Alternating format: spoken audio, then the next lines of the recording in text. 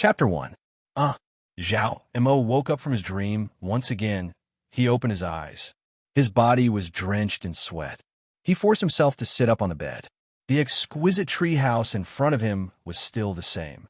The walls had not become pure white, and the window weaved by tree vines had not become glass windows. There was still some tender grass and flowers growing on the black beams above him.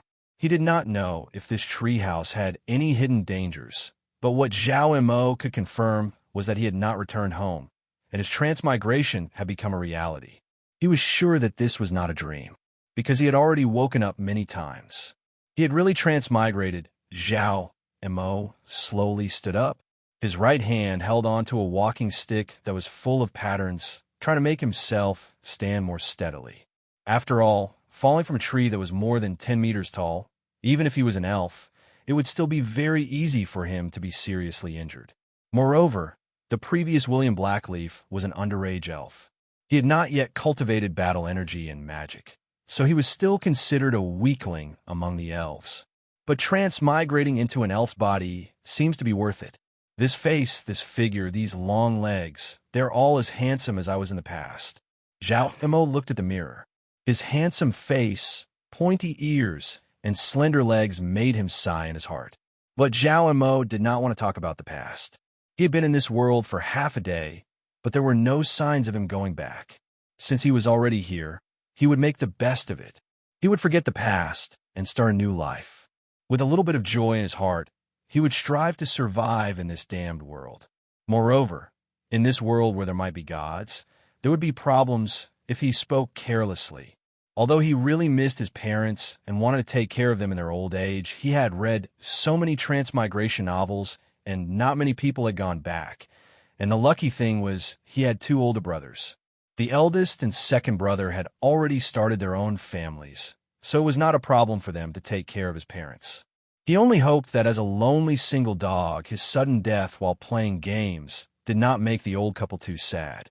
If possible, they would shed fewer tears for their unfilial son. It was best for them to live healthily. I am William Blackleaf. Yes, I am William. He walked out of the treehouse and stood on the balcony that was filled with golden light, enjoying the sunlight.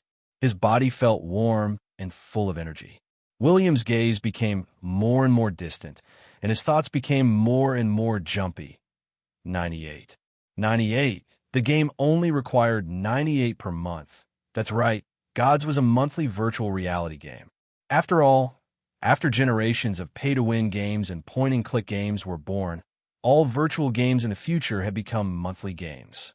For example, the most popular games in history were Glory, Zero, God's Domain, Sword Wars, StarCraft, and Conviction. It was also these games that laid the foundation for monthly games. As for Gods of War, it officially started its open beta in 2333. Because this unknown production company did not do much promotion in the early stages, the game was not very popular in the early stages. After all, it was too difficult to make a name for oneself among the many virtual reality games. It wasn't until 3 years later that it became completely popular. It even reached the highest number of players in the history of the game, with 68 million players online at the same time. It couldn't be helped. With the development of technology, there were a lot of idlers, but there were also a lot of games gods. This is a world with battle energy and magic. Here, you might be lucky enough to become a dragon slayer, marry a princess, and reach the pinnacle of your life. But at the same time, if the warriors were not careful, they would be eaten by the dragon. Then, the dragon would take revenge and massacre the city, destroy the guild base, and tens of thousands of players would die. Then, they would be retaliated by the angry NPC countries. And this was a world with gods. Every player had the dream of becoming a god. Unfortunately, William had played for 10 years in his previous life and hadn't been able to become a god. He hadn't seen many gods either. It wasn't that he couldn't become a god, but that he died early. He died in the gaming cabin. Although in the history of games, whether it was the little tyrant game console, computer games, mobile games, semi-virtual reality games, virtual reality games, and so on, there would always be a small number of talents who suddenly died. But this didn't make the players fearful. They still had to play, and they couldn't stop taking medicine. Money had to be spent, and the monthly card had to be renewed. Could they just watch as their money flowed away? Of course, even before William died, he didn't see other players become gods, not even fake gods. The main reason was that it was too difficult. No matter if they were professional players or players from top guilds, their upper limit at that time was legendary. But even so, not many people reached the legendary realm, and the strength of legendary was also divided into different levels. Of course, before he died, he had just touched the leg hair of the later stages of the game. What level did he belong to back then? Naturally, he was at the peak of the entire world. He was the leader of the casual players, a legendary warrior. As for his daily job, he was a substitute. It wasn't limited to fighting, snatching, bosses. When rich people threw money at him, he could also bring them to do missions to gain experience, catch pets and mounts, and so on. He could even be a part-time assassin, helping to kill people. After all, he was a legendary, and he was much stronger than ordinary players. But it was also because he was a legendary. Not only did he have to spend money, he also had to work hard. And without money, how could he build equipment, embed gems, and strengthen weapons? If he didn't want to work hard without money, he should just quit the game. William had always suspected that after NetEase went bankrupt, there must have been a lot of programmers who chose this company. Otherwise, how could the equipment system be so fraudulent? For a poor guy like him, if he hadn't started on the first day of the game's open beta, if he hadn't had good skills, and if he hadn't seen the diversified future of the game, and if he hadn't played day and night, he would have had a huge advantage over the players who came later. Then, he would have snowballed by substitute training, earning money, working hard, continuing to substitute training, earning money, and working hard again. Only then could he have worked hard step by step to become a legendary. Otherwise, he would have starved to death in the gaming capsule. It's a pity that my liver still died. William Blackleaf touched his stomach and helplessly sat on the bamboo-woven rocking chair. He picked up the fruit wine that was worth 30 copper coins and drank a mouthful. It was sweet and not spicy. He felt great. At least he wasn't a dog at the beginning, and he was much better than other players. But I've been reborn. I still have to continue working hard. He had to think about how to use his identity and how to survive. William Blackleaf, one of the elfin lords at the edge of the Blackleaf Forest in the south. His nickname is the Border Lord. It seems like I'm a half-elf? William had only inherited a few of his memories. He didn't know why this guy fell from a tree and fell so badly, even dying. Instead, he was lucky enough to be reborn in another world. But now wasn't the time to think about this. He should think about how he could live better. That's not right. I still remember that when I was over level 20, I seemed to have some dealings with him. He was a very strong lord. Although the place was small, his ambition wasn't small. I also took on many missions here. But this guy had only been in the open beta for half a year before he died in a chaotic battle with many parties. His territory was occupied by the Iron Nation. It was really a bit tragic. His father was the previous Border Lord. He could survive in the gaps between the Blackleaf Forest and the Human Nation's territory, and he even had the ability to benefit from both sides. But his son didn't have a future. Ever since he inherited this territory, there seemed to be a lot of civilians passing by. He only succeeded in expanding the town later on, and after he caused a lot of trouble, he didn't pledge loyalty to the nation, nor did he completely hide in the Blackleaf Forest. Although I forgot what trouble it was, what he did later on was simply courting death. William sighed, slightly, and started to recall the memory fragments in his mind. The border territory didn't take up a lot of space. The east and west sides of the town were very wide, so he could make good use of it. There were 3,000 people in the border town.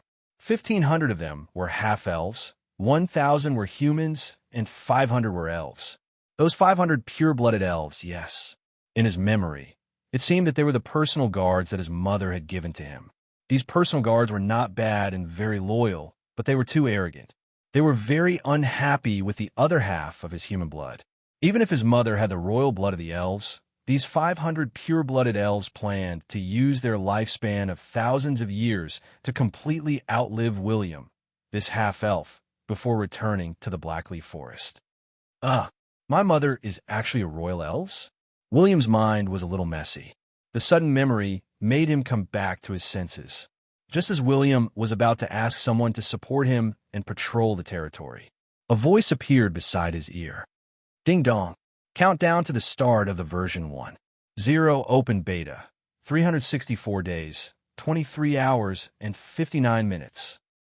The current border lord, with the noble royal blood of the elves, William Blackleaf.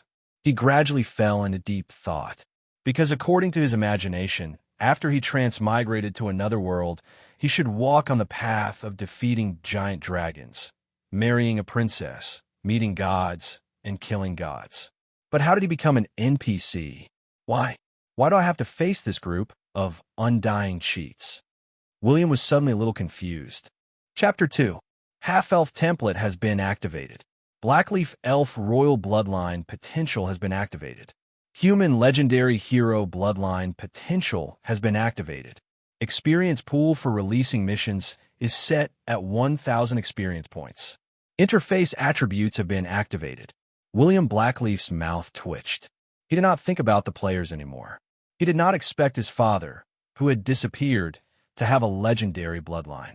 But if he did not have this ability, he would not have been able to fool his mother, who was already an elf princess. He did not know if his father was dead or had disappeared. But logically speaking, NPCs with legendary bloodlines usually had very high luck and would not die easily. If they had the strength of a legendary level, they would often obtain noble titles and power, because the legendary level was the top combat power of each continent. Oh, is he dead or has he gone missing? William raised his eyebrows and muttered, Attributes panel. Name, William Blackleaf. Countdown to version 1.0 open beta. 364 days, 23 hours, 57 minutes. Race, half-elf level. 8 bloodline potential. Legendary, basic attributes plus 8%. Position level, none endowment. Handsome, passive, other than those in the dark faction, all other humans, gods, animals, and plants will have a favorable impression of you that is equal to your charm. When you trade with other intelligent creatures, you will also have a certain discount. The higher the level of the other party and the higher the bloodline level, the less obvious the effect.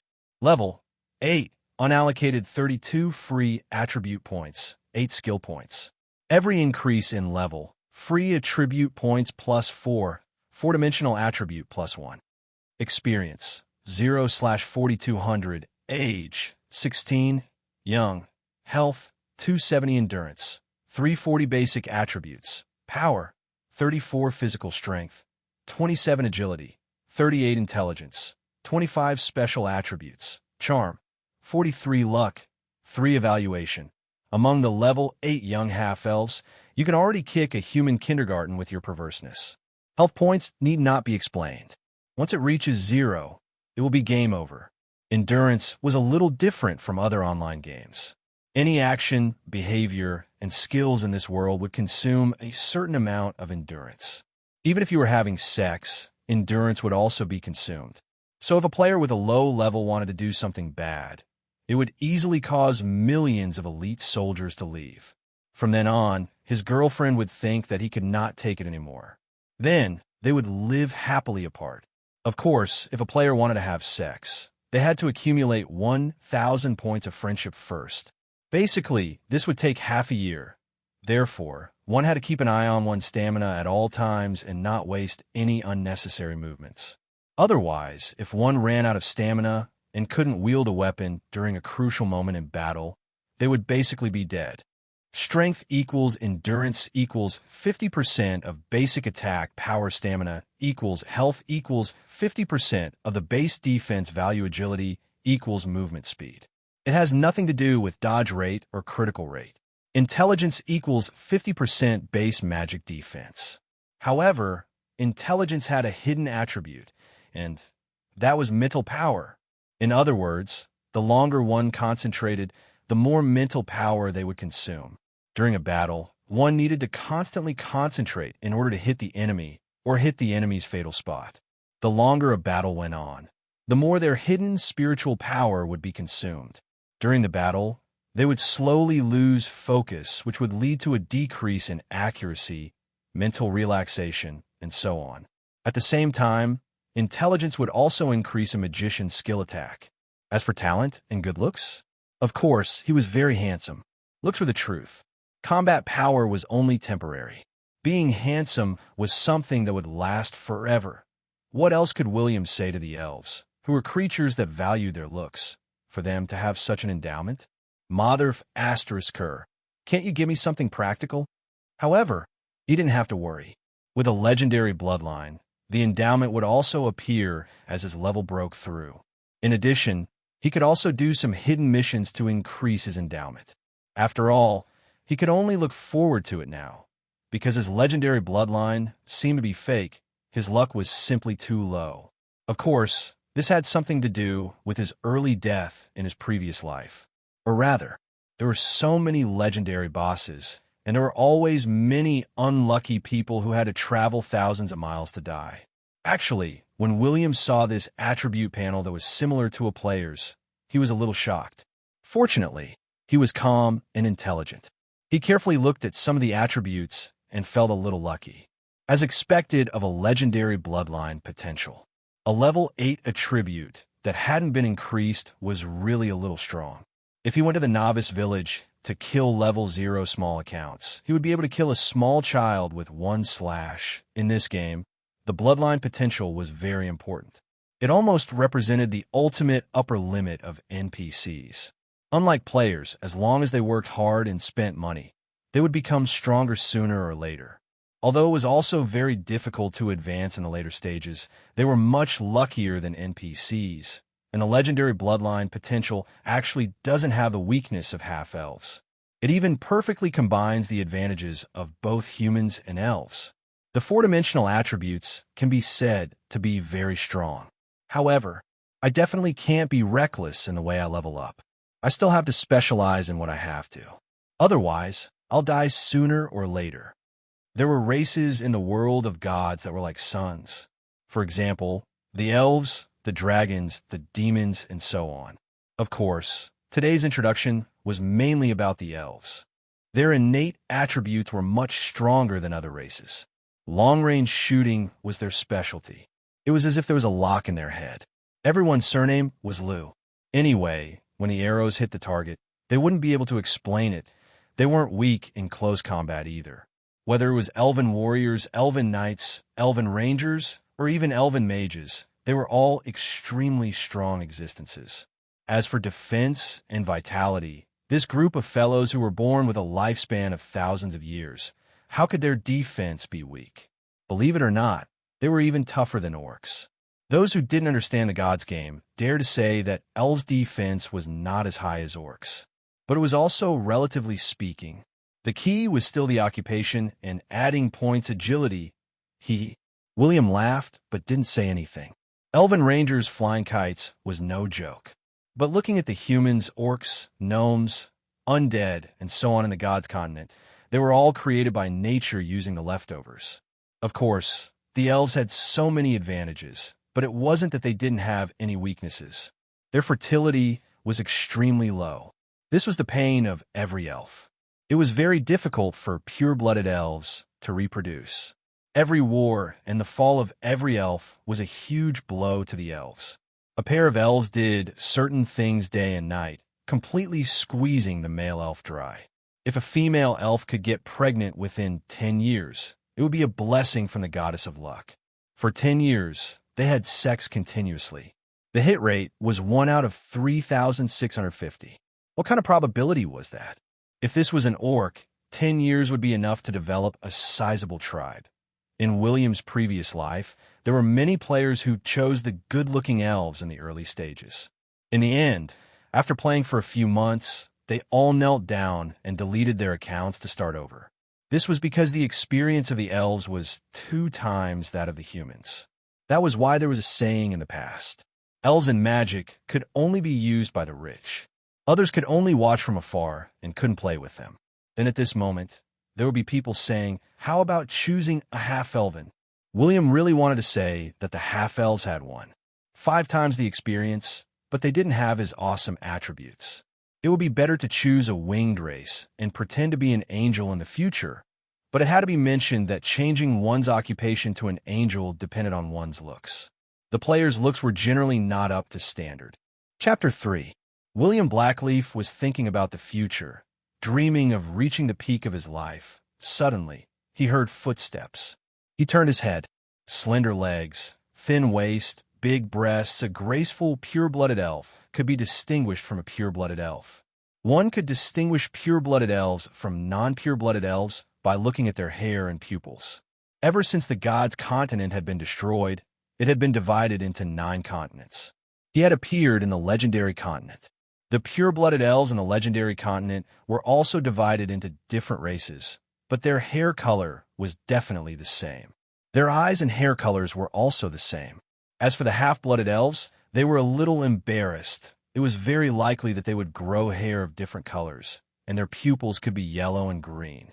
This was one of the reasons why the pure-blooded elves did not accept half-blooded elves.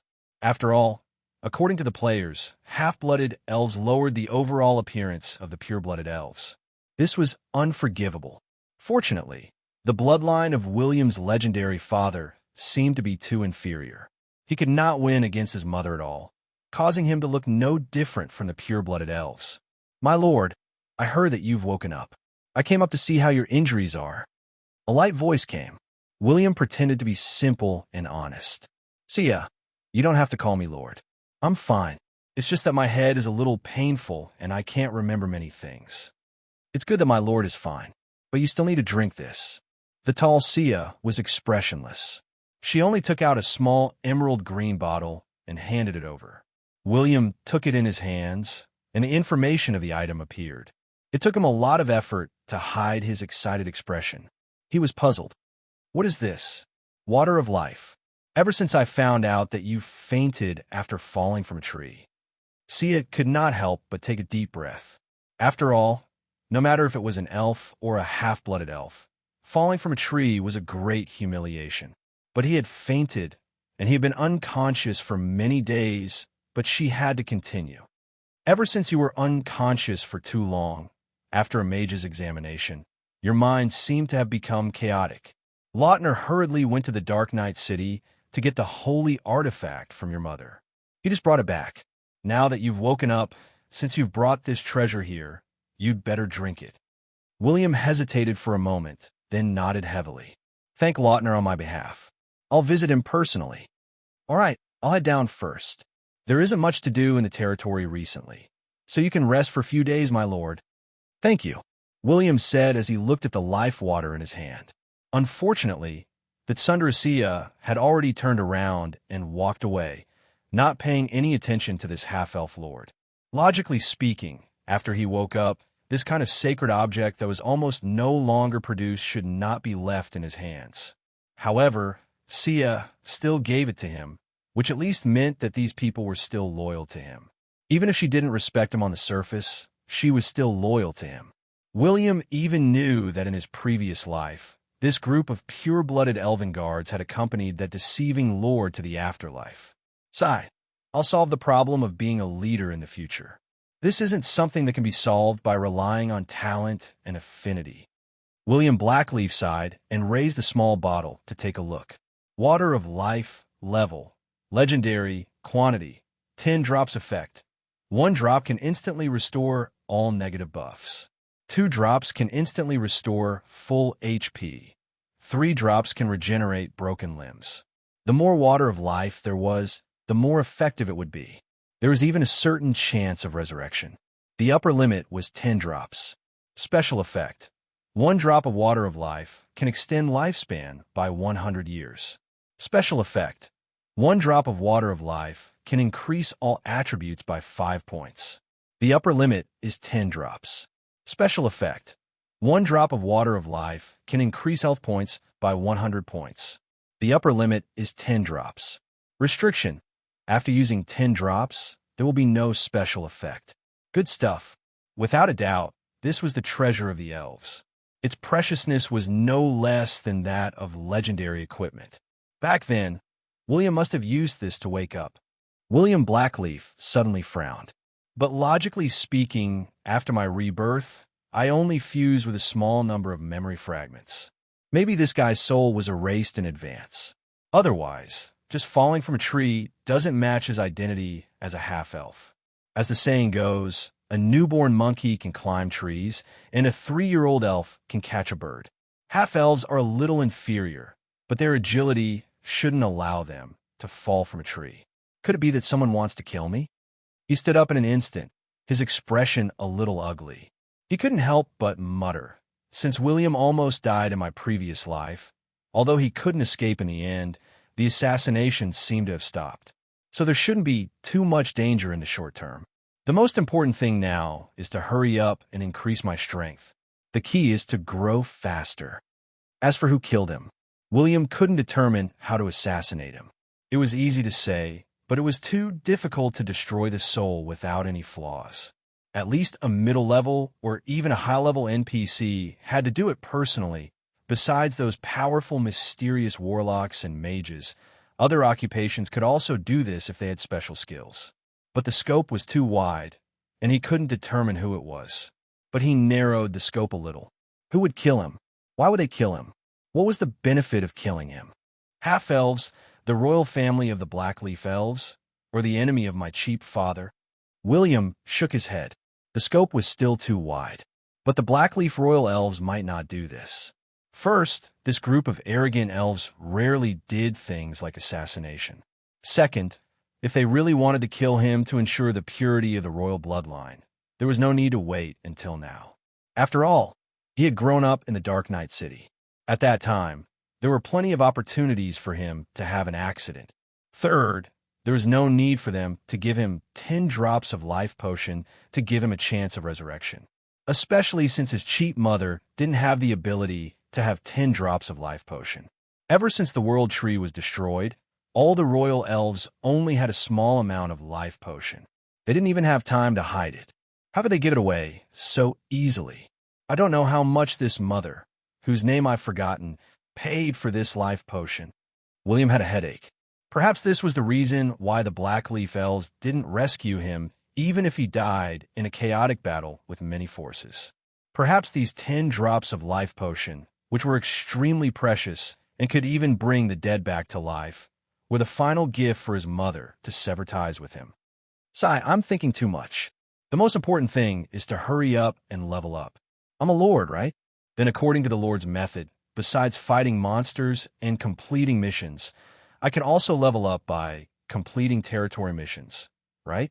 When William thought of this, he couldn't help but laugh. The game Gods was a little different from normal games. It was possible for the players to dominate the continent, but the powers of the countries in the legendary continent were intertwined. Even the main storyline missions of the small dukedoms weren't something that the players could easily interfere with. In the early stages of the game, the players were basically just bystanders. It was rare for them to change the overall situation. They could only gain experience from the outside. If they wanted to go deeper, they would definitely be sandwiched by the powers on both sides. Perhaps a few players were very lucky and could hang around with the protagonists of some versions. But they were still a minority and couldn't change the overall situation. The players didn't have a few years of development. Even if the players were given control of a dukedom, they would be destroyed by many lawless NPCs and steal all the wealth. That was why those ambitious guilds, clubs, professional players, and so on were beaten to a pulp. They could only follow the NPC forces to make a living. They didn't have the label of an NPC force. It wouldn't be surprising if they were killed when they went out for a walk. If they really wanted to develop alone, that would be tragic. At the very least, they should join a mercenary group led by an NPC, right? Otherwise, no matter how strong the individual players were, could they be the backing of other players? It was very obvious. They couldn't. The NPCs were the real bosses, although the players could level up indefinitely and even have all kinds of strange endowments, no matter what level they were. They couldn't have the blessing of bloodlines. Their endowments were often not as awesome as the NPCs. This was why the players couldn't be too arrogant in the later stages. Moreover, the NPCs' levels didn't change as the players leveled up. They originally had their own levels, and their strength would still increase with the version. As for how to control the players from meeting NPCs of too high a level, naturally, they will be thrown into the territory of a dukedom or a small lord, because the rankings of power and levels were empires, kingdoms, grand dukedoms, and dukedoms. As for the lord of a border town like William, they belonged to the neutral camp. There were big and small scales. A strong lord could even have power that was not inferior to a kingdom. A weak lord like a border town. The human countries were all in a light camp. As for who would choose the orcs, sorry, the game didn't allow players to choose non-humans that were too unique. It was said that it would affect the players' hearts and easily cause social security. Because the orcs ate everything, even intelligent creatures, they ate with relish. There was once a player who used disguise skills to blend in with the orcs. In the end, he saw them eating humans alive. He was disgusted and exposed his identity. Before he could commit suicide, he was bitten a few times by a few strong orcs. His death was extremely tragic. The game experience was extremely bad, and he almost quit the game. Anyway, to the players, it was over in the early stages of the game. As for the races that could be chosen, humans, elves, half-elves, winged people, dwarfs, gnomes. Among them, there were many players who could choose from humans, elves, half-elves, and winged people. As for dwarfs and gnomes, the geniuses who could choose these two races were basically existences that didn't care about appearance. They had strong hearts and had good scientific research and mining spirit. They were the pillars of the country and the role models of the players. They were so rare that they were no less than legendary equipment. After all, the gods of another real world. Their experience and senses were no different from the real world. Very few people were too abnormal. In the early stages of the game, there weren't many races to choose from, but there was a wide variety of occupations. Combat, warrior, knight, ranger, hunter, assassin, cannon master, and so on. This did not include the various hidden occupations. Magic, warlock, mage, priest, summoner, druid, and so on. Every occupation had a small branch. For example, warriors were divided into shield warriors, knife warriors, dual sword warriors, magic swordsmen. Every race had their own exclusive occupations. For example, temple knights were exclusive to humans. They needed to become a member of the Temple of Light, Holy Angel. It was obvious that this was exclusive to the winged people. But although the winged people were also half a long-lived race, in the early stages, even if you broke their little wings, they would not be able to fly more than 3 centimeters from ground. When the winged people knew how to fly, the players of other races would also have various flying abilities. It was just that in terms of agility and speed, they were far inferior to the winged people. Even in the later stages of the game, when the players had experienced too many events, if they could encounter various opportunities, they did not have to be humanoid creatures. The legendary tentacle race. William could not help but think of this. He hurriedly shuddered and shook his head. Chapter 4. Outside the treehouse, the sun was bright, the grass was green, and the colorful flowers had never withered. The border town was located at the edge of the blackleaf forest. The accumulated temperature here belonged to the subtropical region. As the south was close to the sea breeze was constant and the temperature was not too high. It was like spring all year round, and the scenery was picturesque and beautiful. The town was built on a cliff that was more than 80 meters high. A not wide, but very deep river flowed down from a lake in the mountains and passed through the center of the town. When the river finally fell off the cliff, it would often burst in a mist and form a rainbow that lasted for a long time. Therefore, the town called it the Rainbow River. As for this cliff that was more than 80 meters high, it was the town's natural barrier to the neutral camp. It was the town's biggest advantage. Otherwise, the neighboring Iron Duchy and Black Lava Duchy would definitely endlessly harass this town.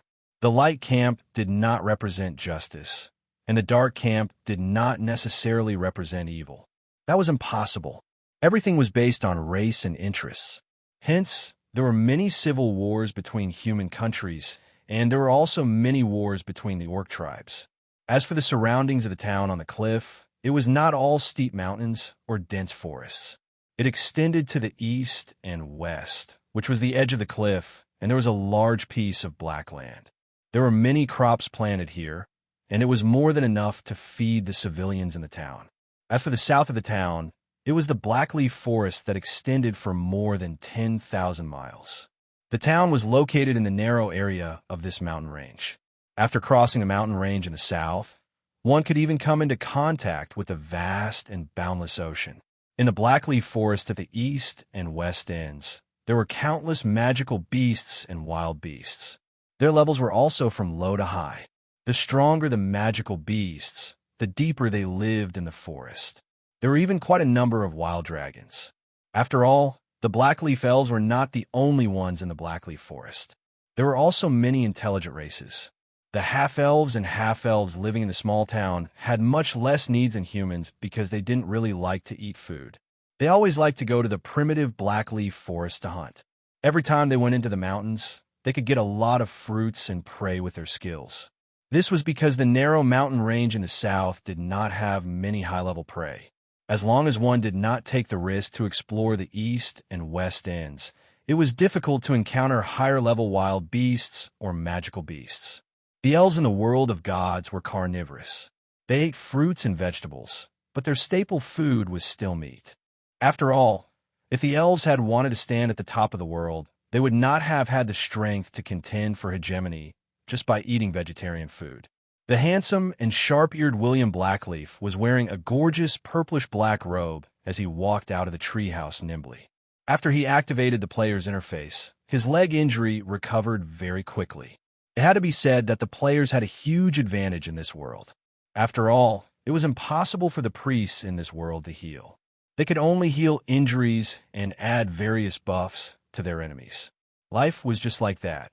That was because the priests here were not purely supportive. They were super muscular men who wielded flails to restrain the undead. All of them were muscular and extremely durable. They roared at the holy light, raised their clubs, and began to charge. Regardless of whether it was an NPC or a player, they basically relied on their physical attributes and rare potions to recover their HP. Among them, water mages and priests were more or less the same. They also had some healing spells, but they were mostly used to speed up the recovery of injuries. After all, their occupation was a mage, and it was not a profession that was specially created to assist others. In William's previous life, there were not many players who were mages. In the early stages of this profession, money was like flowing water. If they wanted to play, they had to rely on luck. They had to at least reach a certain level before they could rely on enchanted weapons to earn money. However, powerful mages were all in high demand. Everyone loved them, as long as they gave them free magic. "Lord, it seems that your injury has almost recovered." The two elves guarding the treehouse saw him walk out and respectfully bowed and patted their chests. No matter how much they disliked William in their hearts, they would never do anything impolite on the surface. "Yes, I should be fine. How is the development of the territory recently?" William glanced at the two elves. Norton and Knox, two pure-blooded Blackleaf elves. They were his personal guards. They were level 40 middle-level professionals and were about 10 levels stronger than ordinary personal guards. The most important thing was that they had a Grandmaster bloodline and had a good attribute bonus. As for why he could see their attributes at a glance, he was only level 8, because they were his soldiers. As long as they were loyal to him, he could look at whoever he wanted. As for the others, he could just use his insight to look at them. The combination of the NPCs and players gave William a great survival advantage. Norton and Knox looked at the Lord in surprise and shook their heads. "Ever since you planned to rebuild the town, many people have fled. The current development situation is not very good. Do you need me to find Executive Lautner? He was originally in charge of the matters in the territory." "Ahem. Now that I've realized that the town is doing well, it's not time to rebuild it. Why don't we develop it well and organize a few hunting activities? We can get some magical beast fur to sell in the human nations. We can also earn a lot of gold coins. Bring me to see Uncle Lautner. I don't know what happened, but after falling from the tree, I seem to have injured my head. Some of my memories have become very blurry. I've even forgotten where Uncle Lautner is. William pretended to touch his head. Norton nodded. He thought to himself that after falling like that, his head seemed to have recovered. The town was not too big. There were only 3,000 people in the town, so it was not that big. As for the buildings, most of them were tree houses built by people relying on huge trees. If not, they were wooden houses built by cutting down trees. The structure was simple and the defense was not good. After all, this was a subtropical area, so there was no need to worry about keeping out the cold. In the entire town, other than his tree house that was enchanted, the other buildings were very ordinary and simple. Especially after his cheap father disappeared, many civilians and soldiers had taken away a lot of things when they moved. There are 1,000 things waiting to be done. When I reach level 10, I should quickly change my occupation to become a beginner professional. In his previous life, William had chosen the human race, and he had been a warrior who fought to the end. Although he had not found a hidden occupation in the early stages of the game, there was always a chance of survival for the unlucky. After working hard for a few years, he finally grasped the opportunity and changed his occupation to a hidden occupation. Otherwise, on the path to becoming a legend, he could only work hard until the end and rely on his equipment and attributes to complete the mission. As for why he was called an unlucky, his luck points in his previous life and in this life were both 3. Wasn't this proof? This was an unlucky inheritance. This inheritance, which even time and space could not erase, made William so touched that he wanted to cry. After walking for 3 to 4 minutes, William finally saw Uncle Lautner. He was his mother's former personal guard, and now the town's executive officer. He was also his life mentor. Any physical profession would need to train their chi. Just like any mage profession, they needed to meditate magic. When he reached level 10, he could learn battle energy or be a mage. Then, he could choose an occupation that he liked. And Lautner's attribute panel made William very happy. He did not expect that there would be such an extremely valuable expert in his territory. Name: Lautner race, Blackleaf elf occupation, Demon Hunter Ranger level, middle level professional bloodline potential, epic level 52 basic attributes plus 39, 2% level 52 endowment, middle level life 1 physical strength equals 40 health points endowment, middle level speed 100 agility plus 10% critical hit damage plus 20% attack speed and movement speed endowment. Investigation eye can easily see the enemy's weakness. When attacking the weakness, plus 20% critical hit damage. Endowment. Health points, 15300 endurance points, 3,500 battle energy points. What is endowment? This is called endowment. William could not help but want to complain, but he ignored him. Then, with tears in his eyes, he said, "Uncle Lautner, thank you." Especially when he said those words, he wanted to hug Lautner. Seeing this scene, Lautner felt slightly relieved.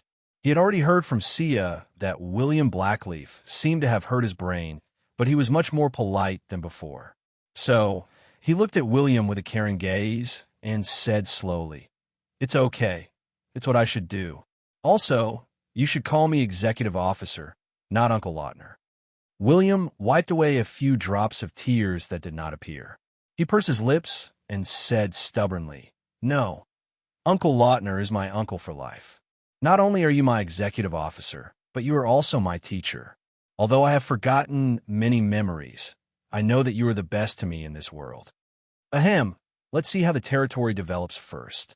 If this continues, the territory that your father left for you will probably disappear from this continent." Lautner was slightly embarrassed, but he was satisfied with being licked. He had watched this little guy grow up, and he finally knew how to respect him. It seemed that hurting his brain was a good thing. "But why do you keep touching my biceps?" Lautner did not know what to say. He did not know that William was full of indescribable love for an NPC with an epic bloodline, as well as the feeling of his muscles. Chapter 5. The two of them walked in the small town. When the commoners saw them, they would respectfully greet them as their lord. As for what this group of people was thinking, that was something that could not be determined. God was a game. However, the amazing thing about the game's mainframe was that every NPC was unique. Each of them had their own independent thought process, and each of them had their own lives, ideals, and families. Hence, one could not imagine that William would be able to enjoy his position after inheriting the position of Lord. The others were brainless and were loyal to him. After all, they were all clever. They were as quick-witted as humans and dogs. They were not good people. Even the children of normal NPCs would fight for food and toys. In the early stages of the game, most of the players were within the borders of the duchies. If the princes were not careful during the battle for the throne, they could trigger a main storyline mission. He still remembered the main storyline mission of the legendary continent version 1.0. It was the battle between the Iron Duchy and the Black Lava Duchy. The cause was because the king of the Black Lava Duchy had died. The princes fought for the throne, causing the Iron Duchy to invade. In the end, a year-long war had started. There were too many power disputes. If they were not careful, it was easy for the players to lose their lives. But the players could revive, so they were never afraid. There were thousands of paths, but there was only one path to death. Hence, the players chose this only path. It was common for them to die from 1,000 miles away. One word, reckless. There would definitely be fighting monsters in the game, but the monsters would only drop materials. There would not be a tiger boss that would drop a weapon or armor. When the players killed monsters, they could only obtain teeth, fur, internal organs, and so on. They could choose to sell the materials or forge equipment. When the game had just started its beta testing, there were not many players. In the first version, there were only a few 100,000 Huaxiao players. The game's AI threw all of them into the Iron Nation and the Black Lava Nation without any explanation. Even the border towns next to the two duchies were thrown into many players. But although the first version lasted for a year, this was the game time. In the real world, there were only 3 months. In his previous life, William seemed to have sensed the war between the two duchies and wanted to gain some benefits. The result was obvious. He had not even managed to survive for half a year before he was crushed by the Iron Duchy. His head was hung under the waterfall to rest in the shade. In his previous life, some players who passed by could admire the heroic skull of this lord up close. Even though he had many pure-blooded elf guards with high-grade bloodlines, and even a demon hunter ranger with an epic bloodline like Lautner, they were still no match for him. That's why I say, build high walls, accumulate food, and slowly become king. William Blackleaf sighed as he looked at the flourishing buildings in his territory. What did you say? Lautner scratched his ear as if he hadn't heard clearly. It's okay. How much is left in the granary and treasury? William's mouth twitched as he changed the topic. There are more than 30,000 kilograms of food left in the granary, most of which are rice and wheat. There's also a lot of salted meat, about 12,000 kilograms. As for the treasury, do we have a treasury? Lautner said tactfully. William Blackleaf was shocked. This is a small town after all.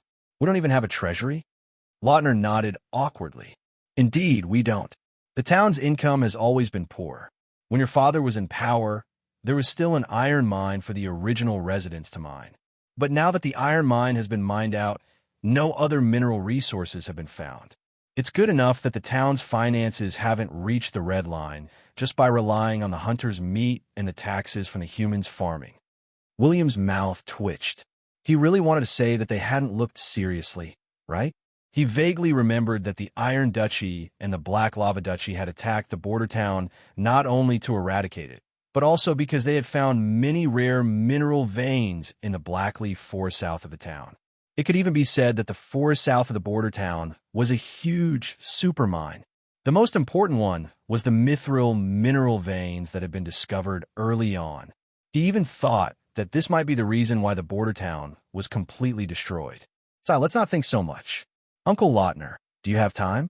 Why don't you go hunting with me in the mountains and relax? William knew the location of a mineral vein. It wasn't too far away, but he couldn't say it directly.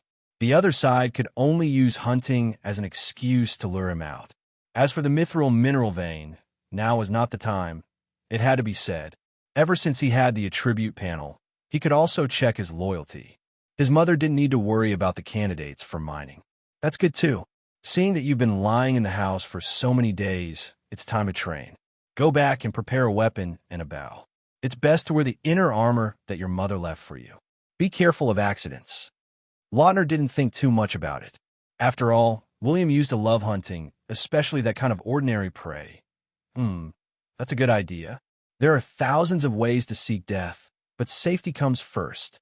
William returned to his treehouse and rummaged for a long time. Finally, he found a weapon and equipment in a box. A white quality sword.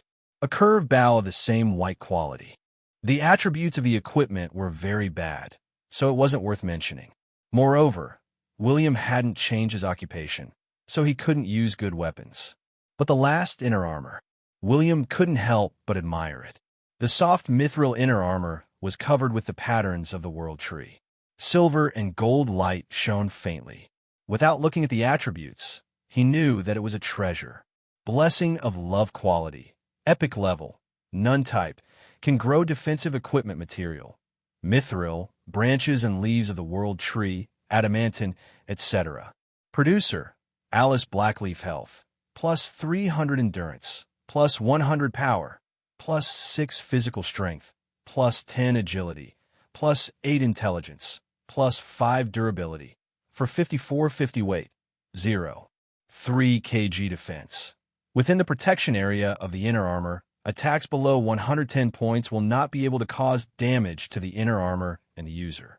Attacks that exceed this limit will cause effective damage and reduce the durability. Elemental protection.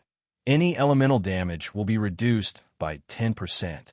Blessing of love. Passive when the user's health drops below 10%. He will receive the blessing of love.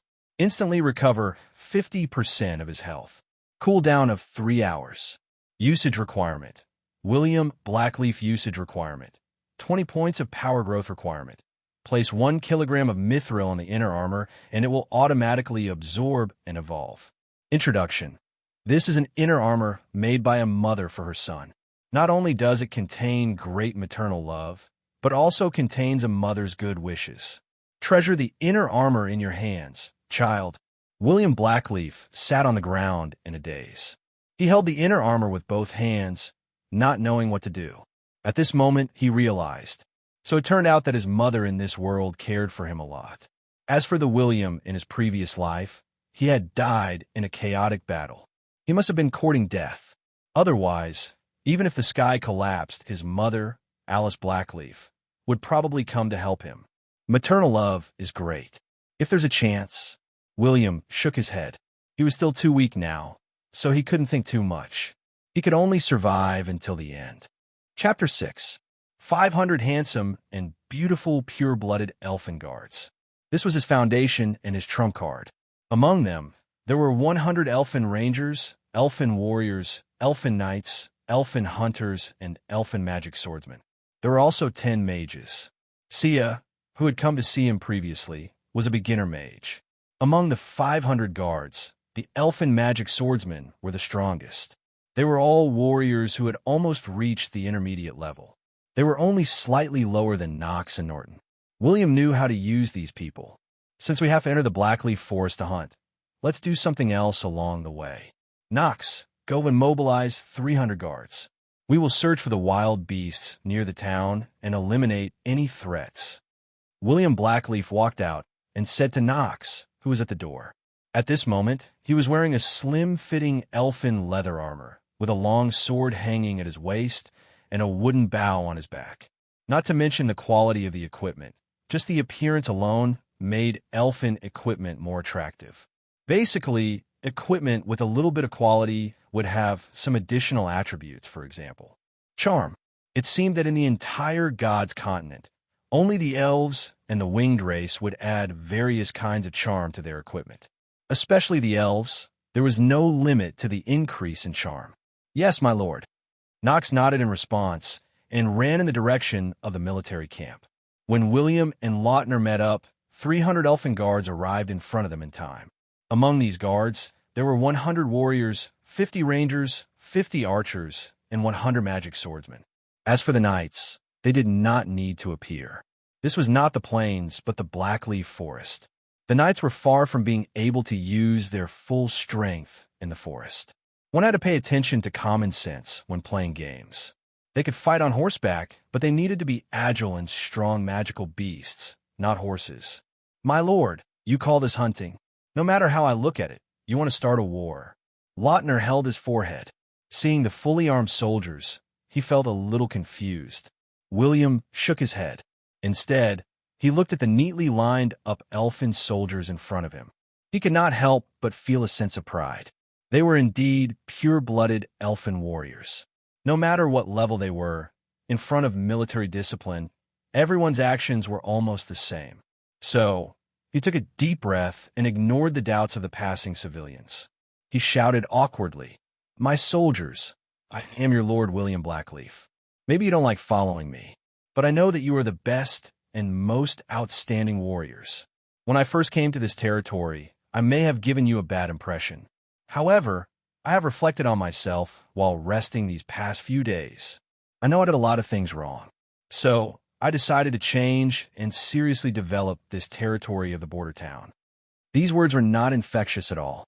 Many of the people in the territory opened their mouths wide, so wide that they could swallow a whole hot dog, but William did not care.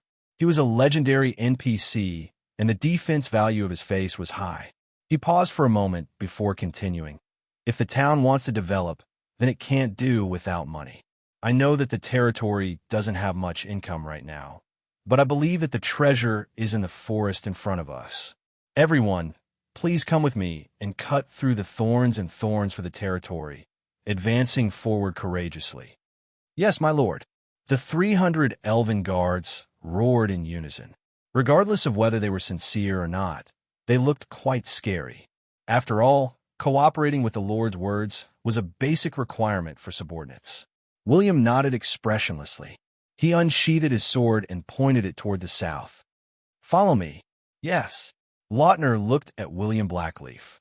He felt that this child seemed to have changed into a different person. He used to be silly, but now he had become a little clever. But William did not think too much about it. He was simply encouraging this group of people to be loyal and courageous. If he wanted them to completely submit to him, he still needed many methods. He just had to take it slowly. As for the soldiers in the territory, they were originally half-elves and humans. But after his cheap father disappeared, that group of people ran away the fastest and almost searched all of his belongings. So now, he only had these 500 pure-blooded elven guards. As for the development of the army, now was not the time. He had no money and no food. Even if he sold himself, he would still be able to earn it. They went all the way south, 7 or 8 kilometers away from the town, before gradually entering the lush Blackleaf Forest mountain range. 300 elven warriors could definitely be considered a strong army. Well, at least in this remote corner. After all, according to the small nobles of the human countries, it was already very good to have a few dozen soldiers as guards. Once they entered the Blackleaf Forest, the sky seemed to have darkened. William led the team at the front, and Lautner followed closely behind. He helped to guide the way to the nearest but most threatening orc tribe. As for the 300 elven guards, 50 of them had already spread out. They were the best scouts. They could move like monkeys on the trees and observe the front and back of the large group to prevent accidents. At the same time, there were also godly archers. The elven hunters also had to spread out, but they were in groups of 10.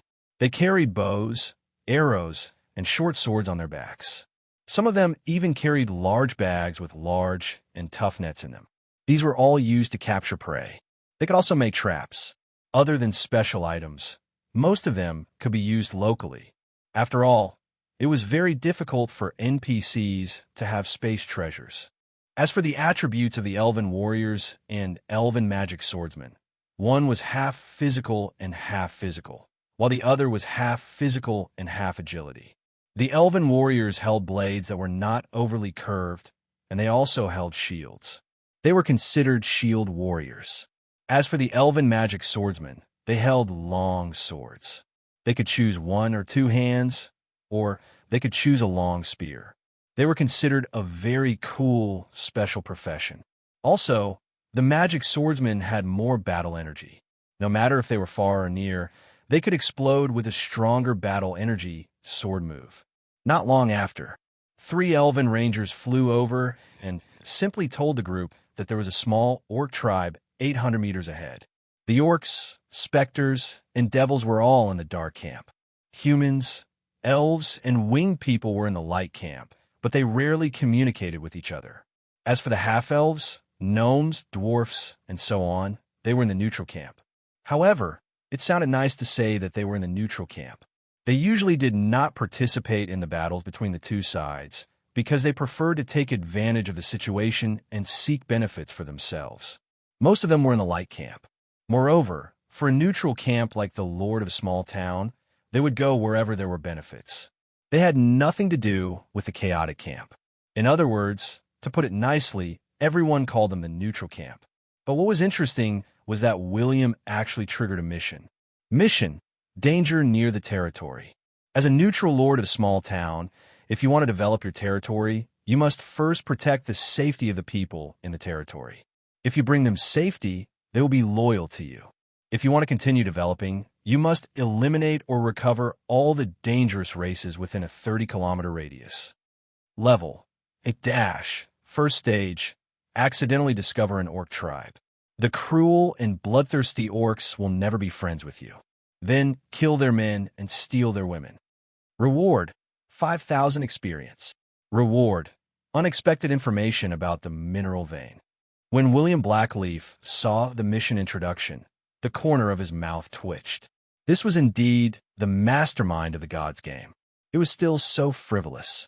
But he was still moved because William did not think that he could really accept the mission, and it was an A-level mission.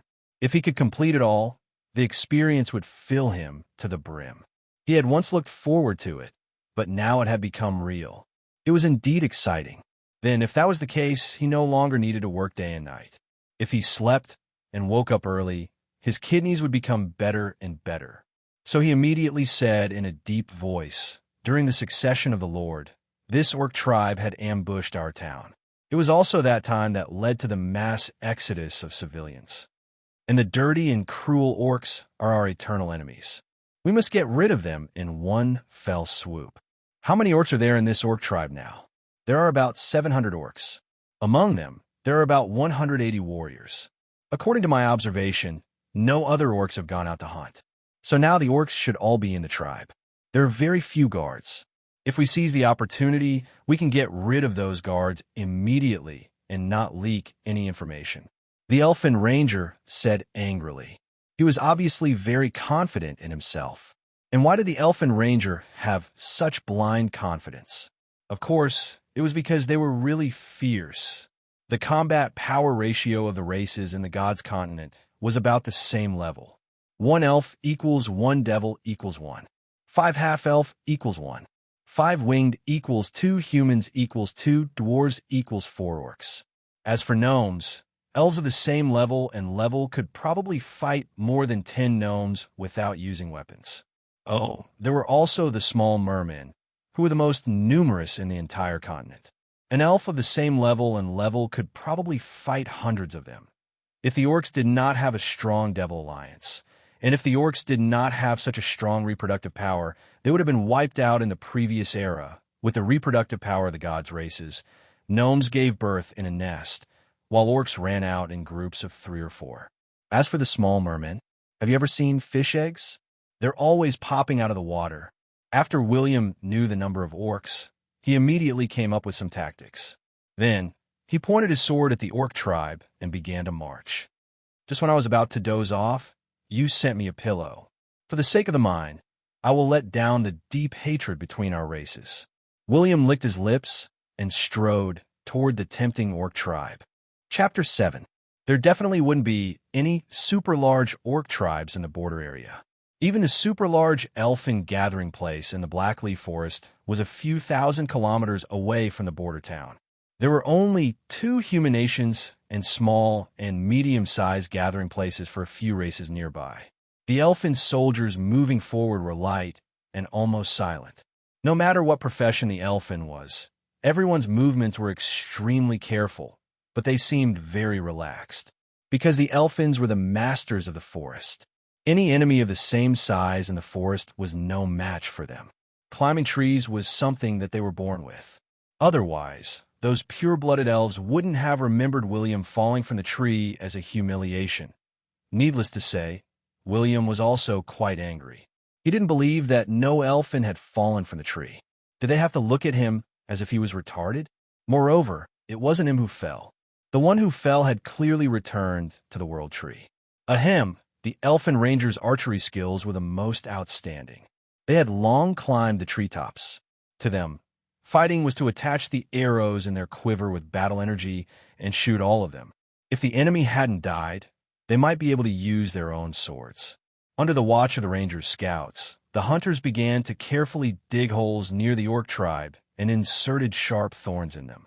Some thin ropes that couldn't be seen were tied between two trees. If the enemy accidentally kicked them, they might be able to smash something. Among them, the super-large iron rack was the worst trap. This was obviously used to catch wild beasts and magical beasts. No matter how thick the orc's skin was, as long as they stepped on it, they would definitely be badly mutilated and their bones would be crushed by the teeth. William could see the attributes of NPCs that weren't too exaggerated and even their health. But other NPCs couldn't. This was an exclusive ability of players, and any race, creature, or animal had their own weaknesses. Before they were strong enough to defend against everything, those weaknesses would be their fatal weakness. This was like a different world. If I slash your neck because my attack power wasn't enough and your neck was about to break, you would only lose 100 health points unless this slash didn't break the skin at all. For example, if William shot an arrow on the orc's skin, it would only cause a superficial injury. This was because his strength in pulling the bow was too weak. But if an arrow pierced through the eyes, mouth, skull, and so on, it would be a fatal injury. William, just stand at the back in this battle. I'll protect you. Lautner didn't want him to fight. After all, William's level was too low. According to the normal age of an elf, William was still a child. It doesn't matter. If I don't experience battles, how can I grow? My archery skills are pretty good. William smiled at this. He took out his white quality bow and easily climbed up the tree trunk. It was obvious that he had become a mature elf that would not fall from the tree. Lautner shook his head helplessly. Seeing that the soldiers were ready, he shouted, "Fire!" So. A series of ear-piercing sounds rang out. The elven rangers and elven hunters stood on the tree branches at the same time and fired their first volley. Almost a second after the orcs heard the shout, hundreds of shining arrows flew through the air, bringing with them an ear-piercing sound of air currents. Nearly 80 orcs fell to the ground with their heads facing up. White and yellow brain matter splattered everywhere. This was accompanied by a series of exclamations and angry roars, because many orcs had avoided a fatal blow. After all, the arrows did not have much effect on their simple and crude chest armor. If they did not use enough strength, they might not have been able to cause any damage. But how could the appearance of a group of high-tech headlocks not scare the ordinary orcs? Other than the first volley, the elves on the tree did not wait for the orcs to counterattack and started shooting freely. The dense rain of arrows caused the orcs to scatter all over the ground. There was no effective orc archer to counterattack. If one were to ask which family in the gods' continent was the strongest archer, it would be the pure-blooded elves. Even the half-elves could not compare. They were natural-born godly archers. But what was surprising was that William was here. Many elves standing on the tree branches looked at this lord in surprise. Every time he pulled his bow and shot an arrow, he could accurately shoot down an orc. This was shooting down. Even if he did not kill them with one arrow, he would still be seriously injured. This kind of bow and arrow used by elven children had very weak destructive power. It was good against animals with soft fur and wild beasts, but these were all orcs with thick skin and thick flesh. Orcs with battle energy. How could this kind of bow and arrow penetrate the battle energy shield? But the next scene really made them a little surprised. This lord was more like a sharpshooter than they were. Every arrow was faster than the one before, and every time he could hit the eyes of those beastmen. Every critical hit was fatal. Apart from some powerful beastmen with deeper eye sockets, He did not lose a single arrow. But what William wanted to say was that his attributes were really not bad. Moreover, he had played the game for so many years. Coupled with a player's godly skill, insight, how could he not recognize which orc was trash? He only needed to pick those without battle energy. He loved the orcs old, young, women, and children the most. He said that he was bullying the weak, but he clearly saw the fierce light in the orc's eyes, and he felt quite happy as he watched his experience increase bit by bit. After all, in this game of gods, players could rely on killing monsters to level up in the early stages. But in the later stages, it was a trap. Without missions, leveling up was as difficult as ascending to heaven. Damn elves, how dare you disturb your grandfather's tribe? I'm going to peel off your skin and turn all your thighs into barbecued meat. An extremely strong orc ran out in rage. He wore a body of heavy armor and had a fierce aura. He was 3 meters tall and held a huge mace. He casually smashed a tree that was as thick as a bowl. William, be careful. It's the orc tribe leader. Lautner was the closest to the tribe. He frowned and shouted, telling William to retreat. Little bastard, don't run. The orc tribe leader roared and rushed out with more than 100 orc warriors. He had never faced an attack from an elven. But the elders in the tribe had once said that after encountering the elves, the most taboo thing to do was to hide. Instead, they had to take the initiative to attack, even if they might encounter a trap. But why was he thinking so much now? He was an orc. He would be finished if he was reckless. Damn elven monkeys. Why are they jumping up and down? He looked at the many elves running quickly and shuttling through the forest. He immediately rushed forward in anger. But before they could run more than 100 meters, the beastmen who suddenly fell into the trap started screaming in pain. All kinds of sharp bamboo rafts, barbs under their feet, huge beast traps, and 3-meter-deep pits filled with sharp wood instantly made those beastmen feel like they were about to die. There was no other way. Most elves used this method to deal with small orc tribes. Prepare the trap. Shoot arrows. Infuriate. The orcs stepped into the trap. Then, the orcs waved their fists angrily. They felt that they had been tricked. But the enemy was in front of them, and they were about to catch up. In addition, the anger in their hearts did not subside, so they continued to rush forward. What happened next was they would encounter a group of well-equipped elven magic swordsmen and elven warriors on the left and right sides of the defense. 100 exaggerated sword auras were suddenly released, toppling a large number of trees and crashing heavily on the ground. Many unlucky ones were smashed beyond recognition. The orcs who had not yet formed a formation, even if some of them used their battle energy to defend themselves, were still easily chopped into meat paste. Dozens of figures were sent flying, dripping with blood. Almost in one round, this group of few orc warriors were left dead or injured. Then, the elven warriors swarmed in and attacked the tribe in full force. There was no other way. The orcs' intelligence was generally worrisome. Not only were they below the average intelligence of the various races in the gods' continent, but they even pulled down the average intelligence of the major races. There was once someone who deliberately cracked open an orc's head. After a series of careful research, it was finally clear that the orc's brains were not only lacking a string, but also a lot of water. Unless there was an orc priest or a wizard, their intelligence was generally similar to that of humans. They would not easily fall into a trap, and these priests and wizards were the strategists of the orc leaders. Under normal circumstances, the priests were responsible for commanding the battle and attacking from the back, while the leader was responsible for leading the troops to charge and break through the enemy lines. As for whether the leader would die or not, anyway, it was fine as long as the priest did not die. He would choose another leader. But for an orc tribe like this with only a few hundred people, it was difficult to produce an orc priest. But sometimes there would be deceptive phenomena. That was, the orc leader's intelligence was just a little bit higher, and he suddenly thought that he might have stepped into a trap. Then, through all kinds of unimaginable methods, he coincidentally pulled down the enemy's intelligence. Then, with his long experience at this level, it was not impossible for him to defeat the enemy. Chapter 8. When the elven magic swordsman took the lead and charged into the orc tribe like a torrent of steel, this small-scale war had basically ended. Hatred between races, enemies between camps. Most of them would not leave any enemies alive, be it young or old, male or female. As long as the orcs had hair on their bodies or fangs in their mouths, they would die a terrible death, unless they could use this group of orcs to turn them into slaves.